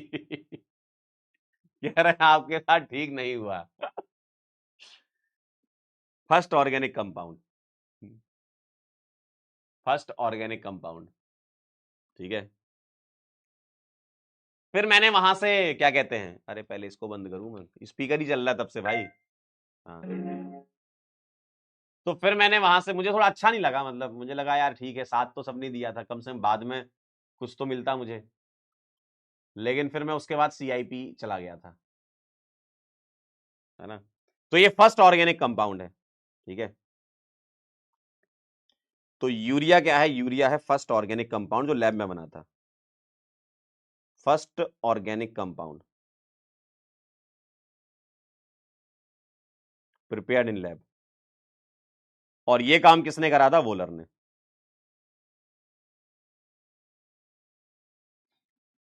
ठीक है, सीआईपी आएगा, सीआईपी वाली भी कहानी बताऊंगा आइसोमेरिज्म चैप्टर में। फिर मैं CIP चला गया था उसके बाद। अब सर ये CIP क्या है? ये आइसोमेरिज्म चैप्टर में आएगा। तो मैं रिश्ता पक्का समझू, क्लियर एकदम। पहला ऑर्गेनिक कंपाउंड कैसे बना था, और अब ये जब बन गया था तो वोलर ने जब ये काम कर दिया था तो फिर और भी बहुत सारे साइंटिस्ट आए, जैसे कोलवेज आए, कोलवेज ने एसिटिक एसिड बनाया, ठीक है। इसके बाद तो फिर बहुत डेवलपमेंट हुई, फिर कोलवेज ने बनाया एसिटिक एसिड, ठीक है। और एसिटिक एसिड कोई सेकंड कंपाउंड नहीं था, लेकिन एसिटिक एसिड एक इंपॉर्टेंट कंपाउंड है, इसलिए इसका नाम लिख रहा हूं मैं ना। बर्थेलॉट थे, बर्थेलॉट ने मीथेन बनाया। इस तरीके से डेवलपमेंट होते गए, चलते गए चलते गए, और आज की जमाने में अगर आप बात करो, करोड़ों अरबों कंपाउंड है, सोचो। और ये साइंस कितनी पुरानी है, 1828 की बातें कर रहा हूं मैं आपसे, ये आपसे 1827-28 की बातें चल रही है ना। 1800 जब शुरू हुआ था तब की बातें ही है, तो कोई बहुत पुरानी तो नहीं है,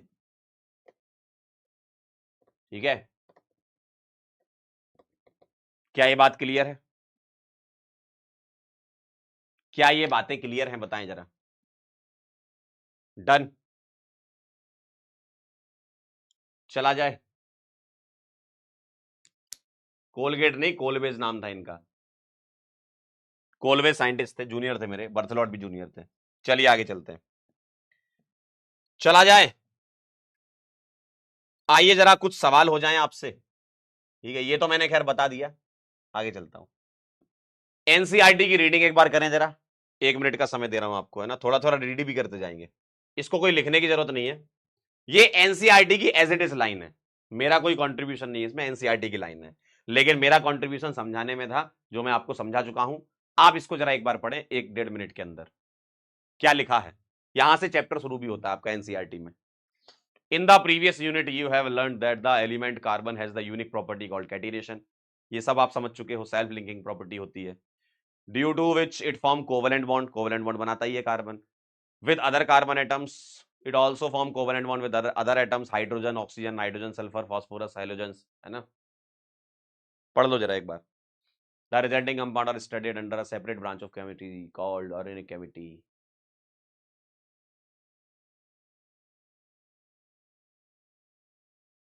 बताइए।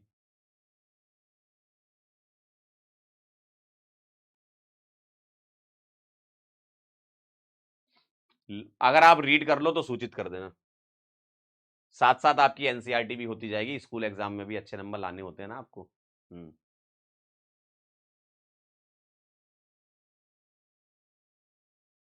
तो मैं रिश्ता पक्का समझू, डन, चलू। चलिए वेरी गुड, ऐसे ही बस बता दिया करो मेरे को, ठीक है।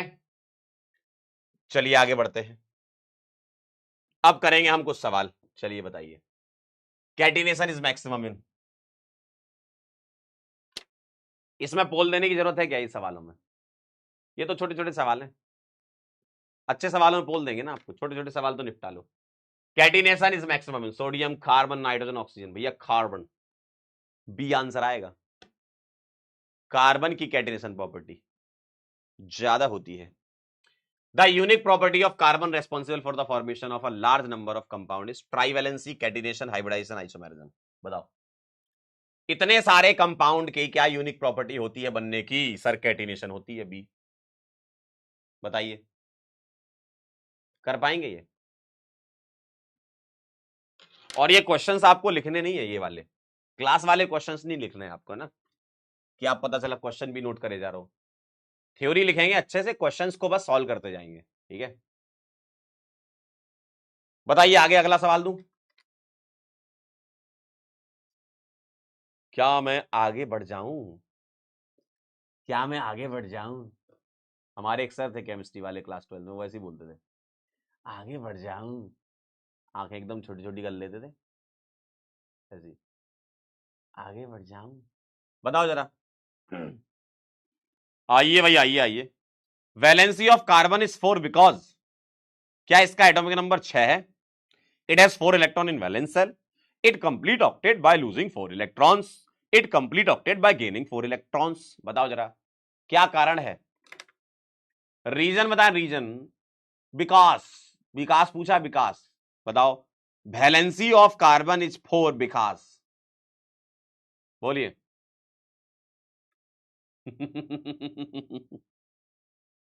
कह रहे सर आप भी अपने टीचर की एक्टिंग करते थे क्या? करता था ना मैं, मिमिक्री करता था टीचर्स की। आओ, इट्स एटॉमिक नंबर 6, ऐसा थोड़ी है। ओ 4 electrons in the valence shell, ये एकदम सही बात लग रही है। वैलेंसी का तो मतलब यही लग रहा है मेरे को, आपको क्या लग रहा है? क्या आपके और मेरे ख्याल मिलते हैं? बताइए, क्या आपकी और मेरी भावनाएं मिलती हैं? डन, चलिए बहुत बढ़िया। नेक्स्ट क्वेश्चन क्या कह रहे हैं? Carbon forms covalent bond with which of the following elements, बताओ। कार्बन कोवेलेंट बॉन्ड बनाता है किसके साथ? हाइड्रोजन ऑक्सीजन के साथ, hydrogen oxygen nitrogen sulphur phosphorus halogen के साथ, ओनली नाइट्रोजन हैलोजन के साथ, ओनली सल्फर फास्फोरस के साथ। बताइए जरा, किसके साथ बना रहा है? बताइए। Hydrogen oxygen nitrogen sulphur phosphorus halogen सबके साथ बना सकता है कार्बन। कार्बन को क्या बुराई है, बना ही लेगा ना। फूफा जी थोड़ी है कार्बन, कार्बन है मामा मौसी, सबको लेके चलते हैं।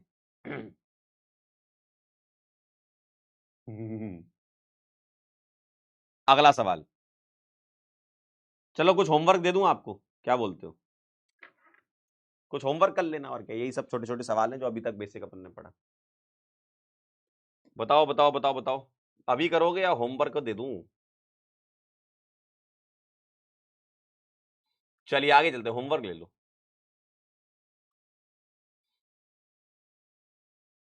या चलो एक ही तो बचा, लास्ट ही बचा, कर लो। लास्ट ही बचा है, कर लो कर लो। लास्ट ही बचा, एक ही बचा है इसका, अभी तक जो पढ़ा उसका एक ही बचा है। फटाफट निपटाओ, निपिटाओ निपिटाओ निपिटाओ। इसमें मैं पोल दे सकता हूं आपको, इसमें मैं पोल दे सकता हूं, देखते हैं जरा कितने लोगों का आता है। 45 सेकंड के अंदर हो जाएगा ये तो, थ्योरी थ्योरी पढ़ो अच्छे से। चलो अभी निपटा लो, एक ही बचा है।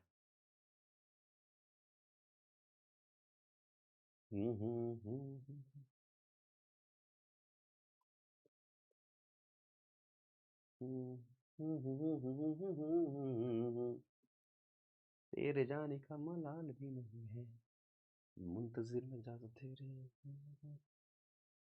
इंतजार ही नहीं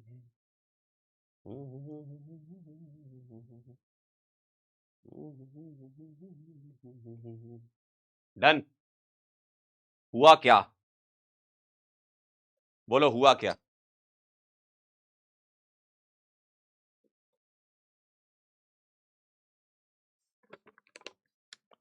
बोलो बोलो बोलो बोलो बोलो, क्या लगता है?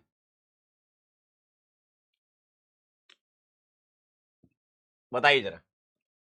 Carbon can form strong bonds with other carbon atoms, बिल्कुल सही बात है, इसी का नाम कैटिनेशन है, इसी का नाम कैटिनेशन है। ठीक है, अगला। Carbon forms covalent bond with wide variety of elements, बिल्कुल सही बात है, अदर एलिमेंट्स के साथ। अच्छा है, मामा ये हमारे मामा मौसी है, सबको लेके चलते हैं।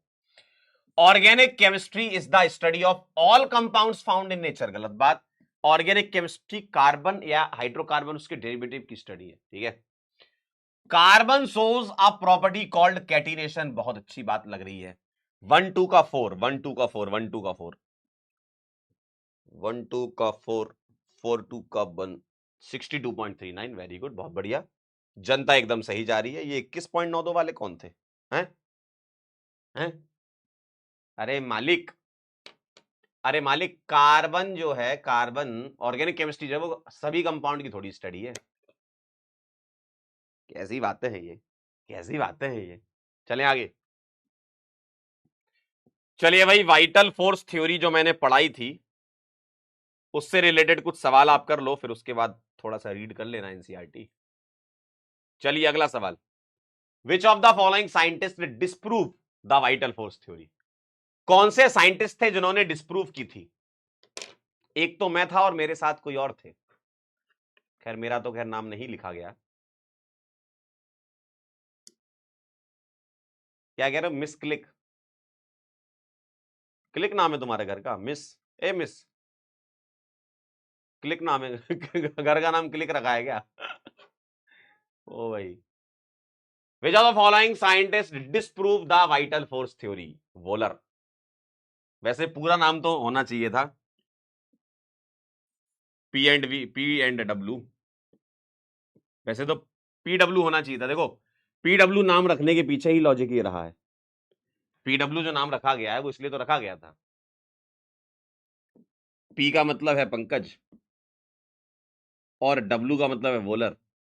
तो जब हम लोगों ने डिस्कवरी की थी तो उस समय हमें सब लोग PW के नाम से जानते थे। मतलब कॉलेज में हम लोग फेमस थे PW के नाम से। कॉलेज में हम लोग PW के नाम से फेमस थे। तो सोचो, वहां से यहां तक की लेगेसी है PW की। कैसी बातें कर रहे हो आप, पंकज एंड वोलर।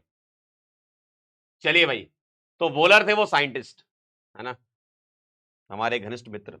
चलिए आगे चलते हैं, अगला सवाल करेंगे। नेक्स्ट, ये तो मैंने बता दिया, वाइटल फोर्स हटा देता हूं। अगला सवाल, the concept of vital force for formation of organic compound was proposed by, बताइए, वॉज प्रपोज्ड बाय, बताइए।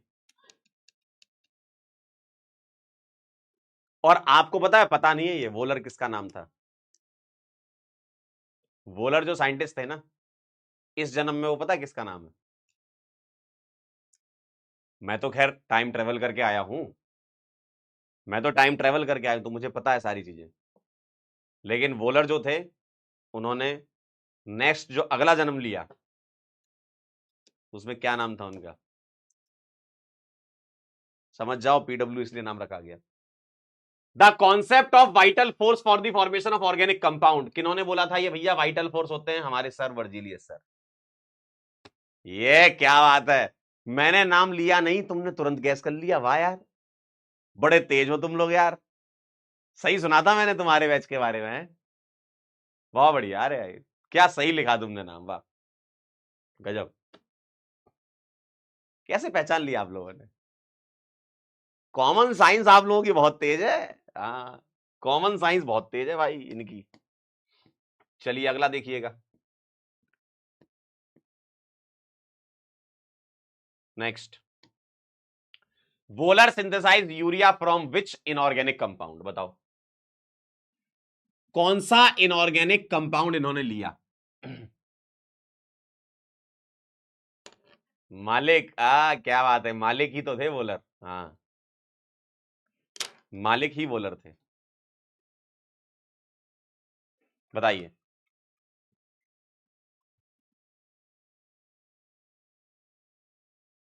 Wohler synthesize urea from which inorganic compound? Ammonium cyanate,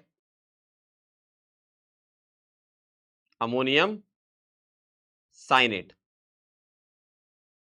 और कभी कभी लैब में अगर अमोनियम साइनेट नहीं मिलता है ना, वैसे तो इससे बनाया गया, कभी कभी नहीं मिलता, कभी कभी AgCNO मिल सकता है लैब में, तो आप उसकी रिएक्शन NH4Cl से करवा लो।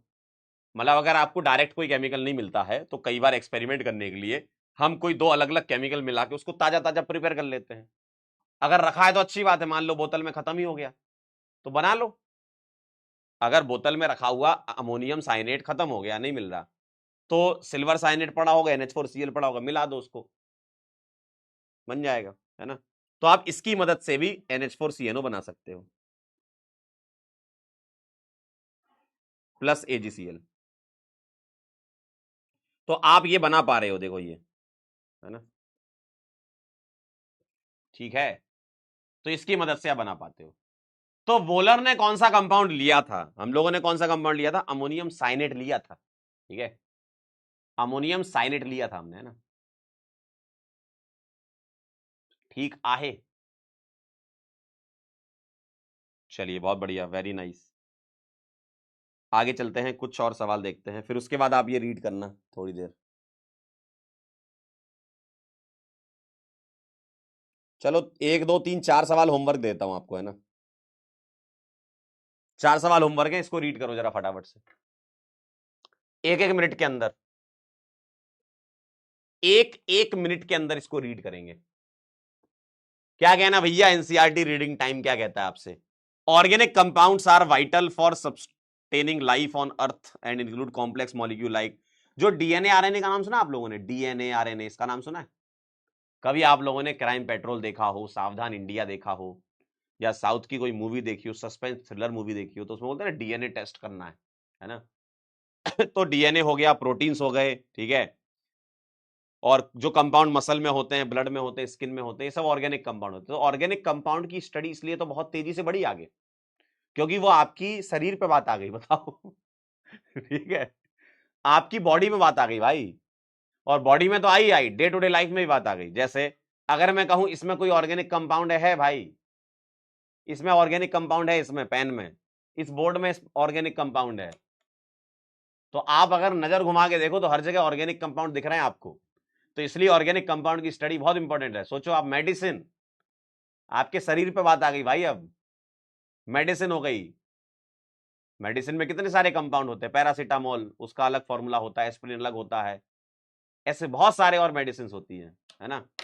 तो मेडिकल इंडस्ट्री में तो कितना यूज है ऑर्गेनिक केमिस्ट्री का, इसलिए तुम पढ़ रहे हो ये सब।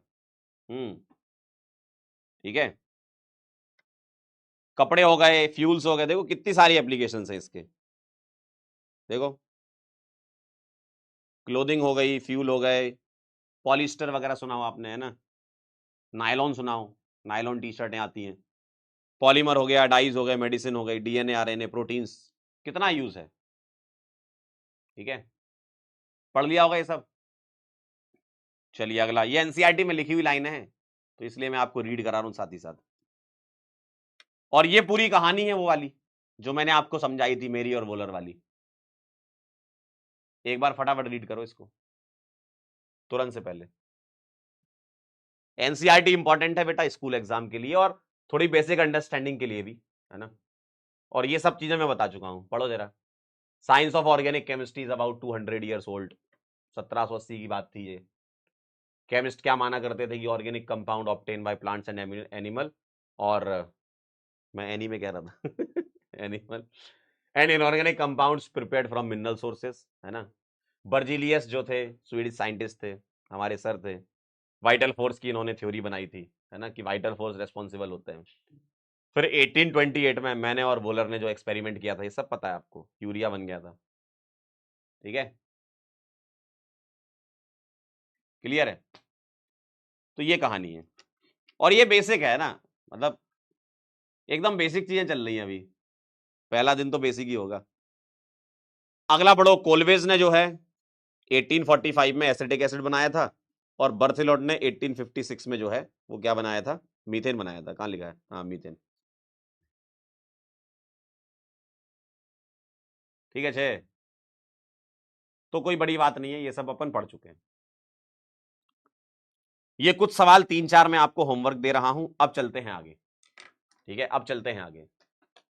अब जब ऑर्गेनिक कंपाउंड बनाए गए तो भाई साहब उनका रिप्रेजेंटेशन करना है। जैसे लैब में तो बन गए ना, अब बन गए तो उसको समझाना भी है लोगों को। लैब में तो बना लिए लोगों ने, अब समझाओ तो कैसे बताओगे कि क्या बनाया है तुमने? हर एक इंसान को थोड़ी उठा के लैब चले जाओगे, है ना? समझदार इंसान को ही लैब ले जाएंगे ना, हर एक इंसान को थोड़ी लैब ले जाएंगे कि चलो केमिकल खराब करते हैं। तो लोगों को समझाने के लिए कि ये चीज ऐसे, ये चीज ऐसे बनती है, आपकी इच्छा है अपने केमिकल खुद के पैसों से खरीदो और कर लो। तो लोगों को समझाने के लिए, जनता को बताने के लिए कुछ तरीके बनाए गए, कुछ स्ट्रक्चर बनाए गए कि हम इस तरीके से इस कंपाउंड को समझा सकते हैं। ठीक है, तो वही है structural representation of organic compound, कि आप जनता को कैसे समझाओगे। जनता को समझाना है ना, नई जनरेशन वाले लोगों को समझाना है, तो कैसे समझाएंगे? तो ये एक तरीका, ऐसे बहुत सारे तरीके होते हैं। पहला है एक्सपांडेड फॉर्म या कंप्लीट स्ट्रक्चरल फॉर्मूला। ये होता है किसी भी ऑर्गेनिक कंपाउंड के सारे बॉन्ड ओपन करके लिख दो, है ना? एक्सपांडेड का मतलब, एक्सपांड का मतलब जानते हो ना, सारे बॉन्ड ओपन, सारे बॉन्ड ओपन करके लिखने का मतलब एक्सपांडेड। जैसे आप लोगों ने कभी ऐसे देखा होगा किसी को, बताना जरा, क्या आपने कभी किसी को ऐसे देखा है? बताओ, कभी किसी को ऐसे देखा? CH4 मीथेन होता है ना, CH4 मीथेन। तो इसके सारे बॉन्ड ओपन करके लिख दो, तो मुझे बताओ हाइड्रोजन तो एक ही बॉन्ड बनाता है, ये तो आप जानते हो ना, केमिकल बॉन्डिंग आपने पढ़ रखी है थोड़ी थोड़ी, है ना? थोड़ी क्या, पूरी पढ़ रखी है। तो मुझे एक बात बताओ, कार्बन हाइड्रोजन के साथ बॉन्ड बनाएगा तो सारे बॉन्ड ओपन करके मैंने लिख दिए, तो सारे बॉन्ड ओपन करके लिख दोगे तो एक्सपांडेड फॉर्म में बहुत आसान है, ठीक है। सारे बॉन्ड ओपन कर दो तो एक्सपांडेड फॉर्म हो जाएगा। जैसे अगर मैं आपसे कहूं CH3 बताओ जरा, बताओ जरा, बताओ जरा, क्या आप ये लिख पाएंगे? अरे बहुत आसानी से लिख देंगे, सारे बॉन्ड ओपन करके लिख दो मालिक ऐसा, ठीक। और कार्बन 4 बॉन्ड बनाता है, 3 बॉन्ड यहां बन चुके हैं, यानी कि C और C के बीच में एक सिंगल ही होगा ना, 4 बॉन्ड बनाने चाहिए। कार्बन 4 ही बॉन्ड बनाएगा अगर बनाएगा तो, है ना। 4 से ज्यादा नहीं बना सकता, कम बना सकता है, 3 बना सकता है, 2 बना सकता है, लेकिन 4 से ज्यादा नहीं बनाएगा, ठीक है। क्या ये बात क्लियर है? और अभी हम कोई इसकी ज्योमेट्री की बातें नहीं कर रहे हैं कि टेट्राहीड्रल sp3 है, वो हम आगे बात कर लेंगे डैश वैज में अभी थोड़ी देर बाद, ठीक है। तो एक्सपांडेड फॉर्म का मतलब खोल के लिख देना, एकदम सारे बॉन्ड ओपन करके लिख देना, सारे बॉन्ड ओपन करके लिख देना। जैसे मान लो CH3COH, ठीक है, CH3COH, तो मैं क्या करूंगा, इस कार्बन के पास कितने H लगे हुए हैं? 3 H लगे हुए हैं, ठीक है। ये कार्बन इस कार्बन से एक बॉन्ड और बनाएगा क्योंकि 4 होने चाहिए। अब कार्बन ऑक्सीजन, ऑक्सीजन की कोवेलेंसी कितनी होती है? ऑक्सीजन कितने बॉन्ड बनाता है बताओ? ऑक्सीजन बनाता है 2 बॉन्ड, तो डबल बॉन्ड आ जाएगा। लेकिन यहां ऑक्सीजन H के साथ भी जुड़ा हुआ है तो ये एक H लगा देगा। और ये कोई बहुत बड़ी बात नहीं है, केमिकल बॉन्डिंग की बात है, ठीक है। कोई बहुत बड़ी बात नहीं, केमिकल बॉन्डिंग की बात है कि भैया ये जो कार्बन है ये ऑक्सीजन के साथ डबल बॉन्ड बनाएगा, 4 बॉन्ड बनाने इसको तो अगला सिंगल बनेगा। और H तो बेटा हमेशा सिंगल बनाता है क्योंकि H के पास तो एक ही इलेक्ट्रॉन होता है 1s1, है ना। H के पास तो एक ही इलेक्ट्रॉन होता है ना 1s1। तो आप इस तरीके से ओपन करके लिख देंगे तो इसको कहेंगे एक्सपांडेड फॉर्म। आई होप आपको क्लियर होगा। सारे ओपन करके लिख दो, सब बॉन्ड, सारे बॉन्ड, ठीक है, सारे बॉन्ड ओपन करके लिख दो। और अभी कोई स्ट्रक्चर वैसे नहीं बनाने कि जो तुम केमिकल बॉन्डिंग में बनाया करते थे, ट्राइगोनल, बाइपिरामिडल, टेट्राहीड्रल, ये सब नहीं बनाने। वो एक स्पेशल जगह बनता है जिसको सॉलिड डैश डैश फॉर्मूला बोलते हैं, वो अभी बताऊंगा, ठीक है। क्या ये बात क्लियर है? बोलिए। H तो बेटा सिंगल ही रहेगा, सिद्धांत बेटा तुम्हारी तरह तुम्हारी तरह सिंगल रहेगा H, ठीक है। ठीक, चलो अब एक ओपन करके आप बता दो मुझे, एक आप मुझे बता दो ओपन करके, नाच दो CO नाच दो, इसको ओपन करके लिखो जरा, एक्सपांड कर दो इसको,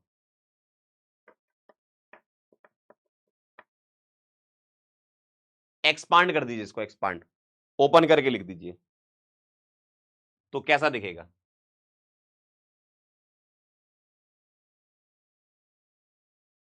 बताओ। अगर मैं इसको ओपन करके लिखूं तो ऐसा दिखेगा, NH C, O लगा है तो double bond O, N 2H, ऐसे आ जाएगा। देखो ओपन करके लिख दिया, ठीक है। क्या ये बात सही है?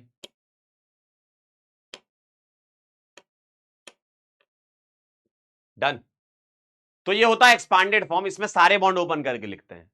तो हुआ क्या, जब वैज्ञानिकों ने ये फॉर्म बनाया तो बाकी कुछ और लोग होते हैं जो हमेशा सवाल उठाते रहते हैं, लेकिन सवाल उठाने वाले लोग ना आपके लिए थोड़ा मदद भी कर ले जाते हैं, है ना, कि भाई चलो कुछ नया सोचने के लिए किसी ने सवाल उठाया। तो कुछ वैज्ञानिक ये बोलने लगे, जब ये बना, मैं तो वहीं था, मैंने सब देखा हुआ, मेरी आंखों के सामने की बात नहीं है। तो कुछ वैज्ञानिक बोलने लगे कि यार ये इतना ओपन करके लिखेंगे तो कितनी बार लिखते रहेंगे, टाइम ज्यादा लग रहा है ना। अरे भाई किसी को मीथेन लिखना है, ऐसे ओपन करे, टाइम ज्यादा लग रहा है। कह रहे बहुत टाइम है, सारे बॉन्ड ओपन करके। कह रहे हम लोग वैज्ञानिक लोग हैं और जो आगे आने वाली जनरेशन है वो हमसे ज्यादा इंटेलिजेंट होगी, तो ये सब समझ लेगी, कंबाइन करके भी लिख दो तो समझ लेगी, है ना। तो एक्सपांडेड फॉर्म चलो बन गया, उस समय बताया लोगों ने, कुछ ज्यादा ही डिटेल में बता दिया, है ना। लोगों ने बहुत ज्यादा डिटेलिंग हो गई इसमें तो, है ना, बहुत ज्यादा डिटेलिंग हो गई। तो इस डिटेलिंग को थोड़ा शॉर्ट किया गया फिर, है ना, कि यार बहुत डिटेल में बता रहे यार, इतना समझते हैं लोग। ये देख करके तो ऐसा लग रहा था ना कि किसी को कुछ आता ही नहीं है। ये देख करके वैज्ञानिक लोगों ने जनता में तो ये संदेश दिया ना कि हमको तो कुछ नहीं आता, आप इतना डिटेल में क्यों बता रहे हो। तो इसीलिए फिर दूसरे जो वैज्ञानिक थे उन्होंने कहा एक काम करते हैं, हम इसको कंबाइन कर देते हैं ना। तो दूसरे जो वैज्ञानिक थे उन्होंने काम किया कंडेंस फॉर्म में, ठीक है। उन्होंने बोला हम कंडेंस फॉर्म बना देंगे, ठीक है। उन्होंने बोला हम कंडेंस फॉर्म बना देंगे, डिटेलिंग की जरूरत नहीं है ना, डिटेलिंग की जरूरत नहीं। कंडेंस फॉर्म कैसा है, जैसे मान लो आपने ये लिखा CH3 CH2 CH2 CH3, ठीक है, तो इसका मुझे कंडेंस फॉर्म लिखना है तो डिटेल करने की जरूरत नहीं है। आप क्या करो, इसके जैसे CH2 दो बार रिपीट हो रहा है ना, तो कंबाइन करके लिख दो CH3 CH2 होल ट्वाइस, ऐसे लिख दिया CH3, कंबाइन करके, अंडरस्टूड है कि वो लिखा होगा, है ना। अब आप ये दो CH3 क्लब नहीं कर सकते, आपको बॉन्डिंग पैटर्न का थोड़ा ध्यान ये रखना होगा कि ये कार्बन इधर है, फिर अगला इधर, फिर अगला इधर, फिर अगला इधर, यानी कि बीच वाले दोनों लगातार है, तो इसको कंबाइन कर दो आप, है ना। तो कंडेंस फॉर्म का मतलब क्या है कि कुछ बॉन्ड ओपन या क्लोज रह सकते हैं, कुछ बॉन्ड ओपन या क्लोज रह सकते हैं कंडेंस फॉर्म में, ये माना गया। जैसे जैसे मान लो मैं आपके सामने ही लिखता हूं, देखना, मैं लिख रहा हूं CH3 CH2 CH2 COH, ये लिखा है, ठीक है। तो मैं इसका कंडेंस फॉर्म इस तरीके से लिख सकता हूं, देखना जरा, मैं इसका कंडेंस फॉर्म लिखूंगा CH3, सर CH2 यहां दो लगाए रखे हैं, ठीक है, 2 COH। और ऐसा भी माना जा सकता है इसको, है ना, ऐसा भी माना जा सकता है कि सर हम इसको ऐसे लिख दें COH, ये दिखा दो, चलो लो, है ना, ये C डबल बॉन्ड OH के बॉन्ड दिखा दो, लो। तो कुछ बॉन्ड ओपन हो सकते हैं, कुछ बॉन्ड क्लोज हो सकते हैं, हो सकता है बिल्कुल, कुछ बॉन्ड ओपन कुछ बॉन्ड क्लोज हो सकते हैं। जैसे मान लो, तो ये उतना रिलायबल फॉर्मूला नहीं है कि यार कभी कुछ कर रहे हो कभी कुछ कर रहे हो, ये उतना रिलायबल नहीं है। जैसे मान लो ये लिखा है, ठीक है, तो आप इसको लिख सकते हो CH3 CH2 whole thrice OH, ऐसा लिख दो आप, और OH को ओपन करके लिख दो, ऐसा भी लिख सकते हो, ठीक है। तो ये उतना रिलायबल नहीं है कि कंडेंस फॉर्म में आप क्या करो, कुछ ओपन भी रह सकते हैं, कुछ क्लोज भी रह सकते हैं, है ना। तो कुछ बॉन्ड रिप्रेजेंट करते हैं, कुछ नहीं करते हैं। अब ये तुम्हें कैसे पता कौन सा करना है कौन सा नहीं करना है, तो ये उनने छोड़ दिया जनता पे कि अपने अपने हिसाब से देख लो, जिसको ओपन करना है ओपन करके लिख लो, जिसको क्लोज करना है क्लोज करके लिख लो, ठीक है। तो कंडेंस फॉर्म क्या है, उतना डिटेलिंग नहीं है। एक्सपांडेड और इसमें अंतर पता कर लो बस, एक्सपांडेड और इसमें अंतर पता क्या है, एक्सपांडेड में तो सारे ओपन करके लिखते हो, यहां कुछ ओपन कुछ क्लोज। अब कौन सा ओपन कौन सा क्लोज जनता के ऊपर डिपेंड करता है, ठीक है।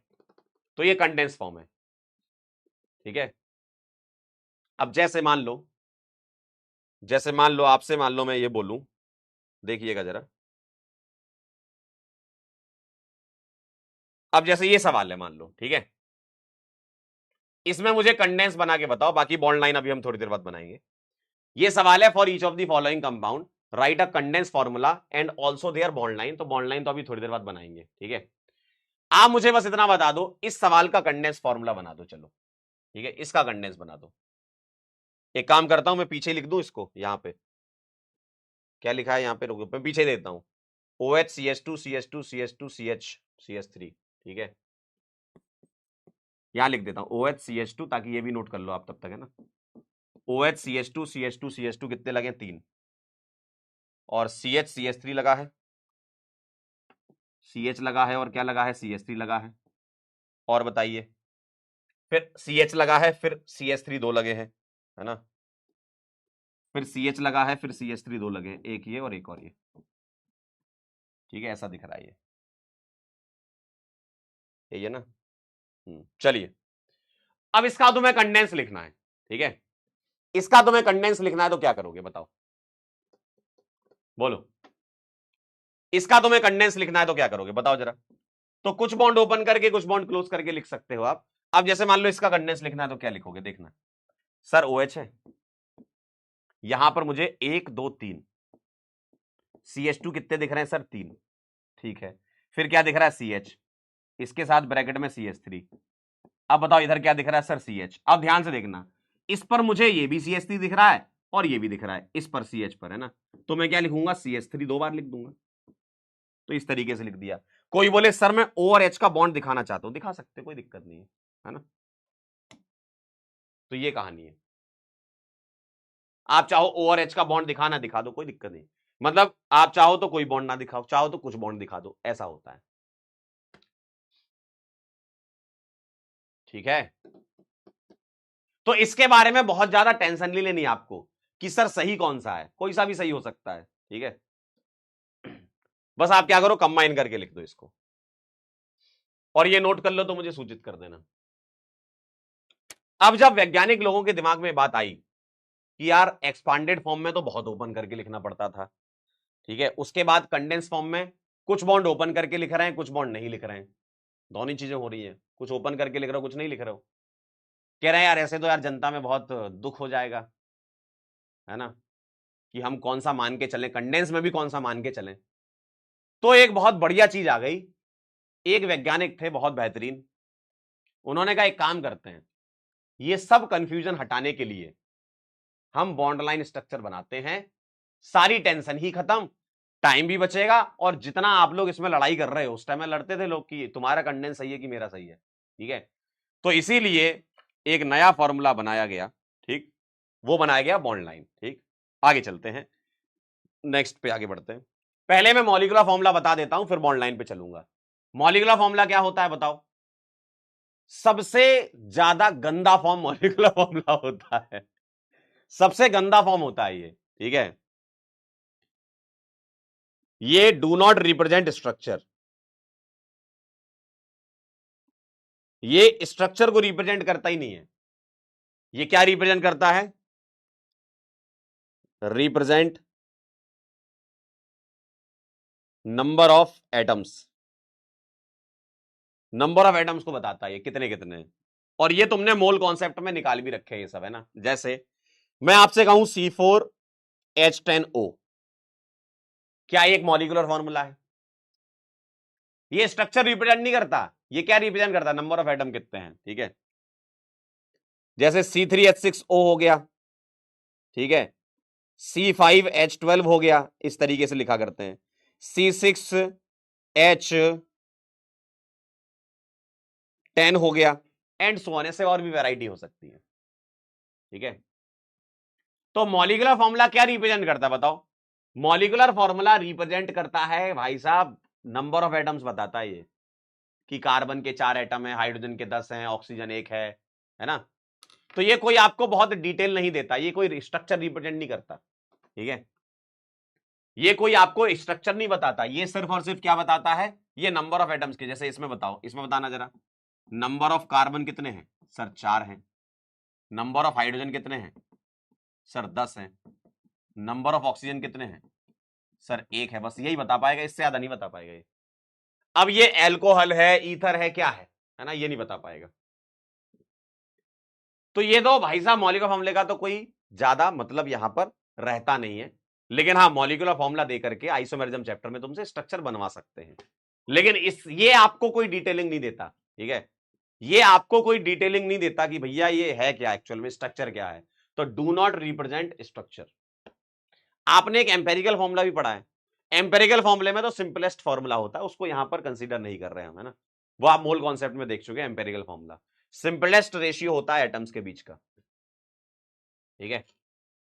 तो ये वाला रिप्रेजेंटेशन महागंदा रिप्रेजेंटेशन है, कुछ नहीं पता चल रहा है इससे कि क्या है ना। इससे कुछ पता ही नहीं चल रहा कि क्या है, स्ट्रक्चर कैसा है, ठीक है। अब हम चलेंगे आगे बॉन्ड लाइन पर, लेकिन नेक्स्ट टर्न पे, ठीक है। तो हमारी कहानी जो शुरू होगी वो हमारी कहानी बॉन्ड लाइन से शुरू होगी, लेकिन उसके पहले आप ये रीडिंग करेंगे एनसीईआरटी वाली, जो अभी मैंने आपको समझाया। Structure of organic compounds are represented in several ways. कौन कौन से? द लुईस स्ट्रक्चर और डॉट स्ट्रक्चर ऐसे भी रिप्रेजेंट करते हो, डैश स्ट्रक्चर भी रिप्रेजेंट करते हो जो आप बॉन्ड्स वगैरह बनाते हो लुईस स्ट्रक्चर के अंदर, कंडेंस स्ट्रक्चर भी बताते हो, बॉन्ड लाइन भी बताते हो, ठीक है। अब ये क्या कह रहे हैं? The Lewis structure however can be simplified by representing the 2 electron covalent bond, dash से रिप्रेजेंट करते हो, लुईस वाले बना रखे हैं ना केमिकल बॉन्डिंग में, है ना। The 2 electrons covalent bond by dash, such A structure formula focus on the electrons involve in the bond formation. जैसे आपने एक, मैं आपको बताता हूं, जैसे आपने ओजोन का बना रखा था, याद करो, आप ऐसे बनाते थे ना, ठीक है। तो कोई नई बात नहीं है इसमें, ये सब ऐसे बनाते थे आप, याद है। तो ऐसे आप इलेक्ट्रॉन्स दिखाया करते थे, ठीक है। A single dash representation a single bond, double dash representation double bond, जैसे ये है, इसको तुम क्या बोलते थे? Single bond. इसको क्या बोलते थे? Double bond. है ना, ये छोटी छोटी बातें हैं, ठीक है। और 3 डैश को ट्रिपल बॉन्ड बोलते हैं। अब इनका क्या कहना है, जैसे इथेन हो गया C2H6, इथेन हो गया C2H4, ये सब जो अभी मैंने बात बताई वही है, ठीक है, कोई नई बात इसमें नहीं है। तो इसमें कोई नई बात नहीं, एक बार इसको आप पढ़ लीजिएगा, ठीक। इलेक्ट्रॉनिक अरेंजमेंट के बारे में बातें कर रहे हैं ये। चलिए भाई आगे चलते हैं।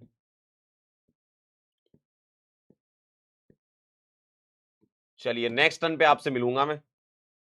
थैंक यू सो मच, बहुत बहुत धन्यवाद। नेक्स्ट टर्न पे हम बॉन्ड लाइन से शुरू करेंगे, ठीक है। तो आज तो मैंने आपको बिल्कुल बेसिक बताया, और मेरे ख्याल से कोई नई चीज तो आपको ऐसी कुछ पता नहीं चली है ना, बताओ जरा। आज आपको कोई ऐसी नई चीज नहीं पता चली, हो सकता है कहीं ना कहीं आपने पढ़ रखा हो, बस जस्ट एक क्विक रिकैप था आपका, क्विक रिवीजन था कि भैया ऑर्गेनिक कंपाउंड कैसे बना करता था, मतलब कहां से शुरू हुई थी, क्या कहानी थी ऑर्गेनिक कंपाउंड के बनने की, उसके बाद क्या डेवलपमेंट हुए ऑर्गेनिक कंपाउंड्स में और कौन कौन से कंपाउंड बने उसके बाद, और फिर तो झड़ी लग गई, करोड़ों अरबों कंपाउंड्स आज की डेट में एग्जिस्ट करते हैं, ठीक है। और दूसरी बात यह कि जो स्ट्रक्चरल रिप्रेजेंटेशन है वो कैसा कैसा होता है, एक्सपांडेड फॉर्म में सारे बॉन्ड ओपन करके लिख देते हैं, कंडेंस में कुछ ओपन करते हैं कुछ नहीं करते हैं, रिप्रेजेंटेशन अपने अपने हिसाब से आप कर सकते हो, कंबाइन करके लिखना होता है। मॉलिक्यूलर फॉर्मूला कोई भी आपको डिटेलिंग नहीं देता है, सिर्फ एटम के बारे में बताता है। नेक्स्ट टर्न पे शुरू करेंगे बॉन्ड लाइन स्ट्रक्चर पर, ठीक है, नेक्स्ट टर्न पे बॉन्ड लाइन स्ट्रक्चर से शुरू करेंगे, ठीक, क्लियर है। थैंक यू सो मच, बहुत बहुत धन्यवाद। कल मुलाकात करेंगे आपसे, और कल वीडियो कॉल कल ही करेंगे, और क्या, अभी क्या वीडियो कॉल चल नहीं रहा है आज, ऐसा मुझे पता चला, कह रहे हैं और पढ़ा दो, अरे पढ़ा देंगे, ऐसी क्या बात है, अब तो पढ़ना ही है हमें, ठीक है।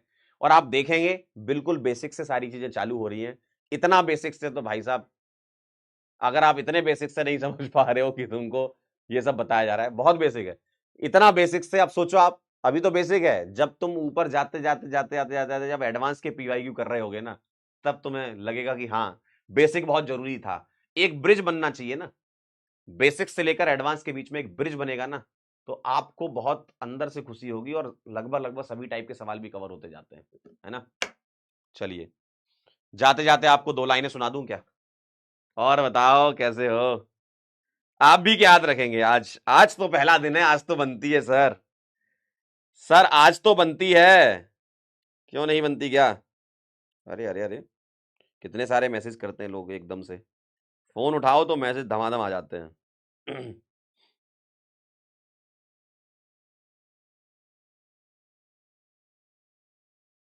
आज तो बनती है, कैसी सुनोगे,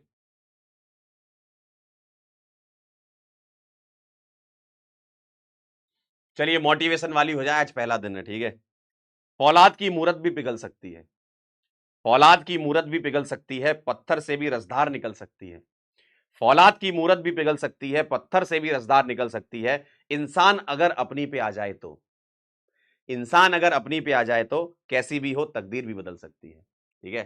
थैंक यू सो मच। अपनी तकदीर बदलने के लिए एक ही आपके पास ऑप्शन, क्या, पढ़ाई, पढ़ाई कर लो, तकदीर बदल जाएगी, ठीक है। थैंक यू सो मच, तब तक के लिए ओके बाय, मिलते हैं, टाटा।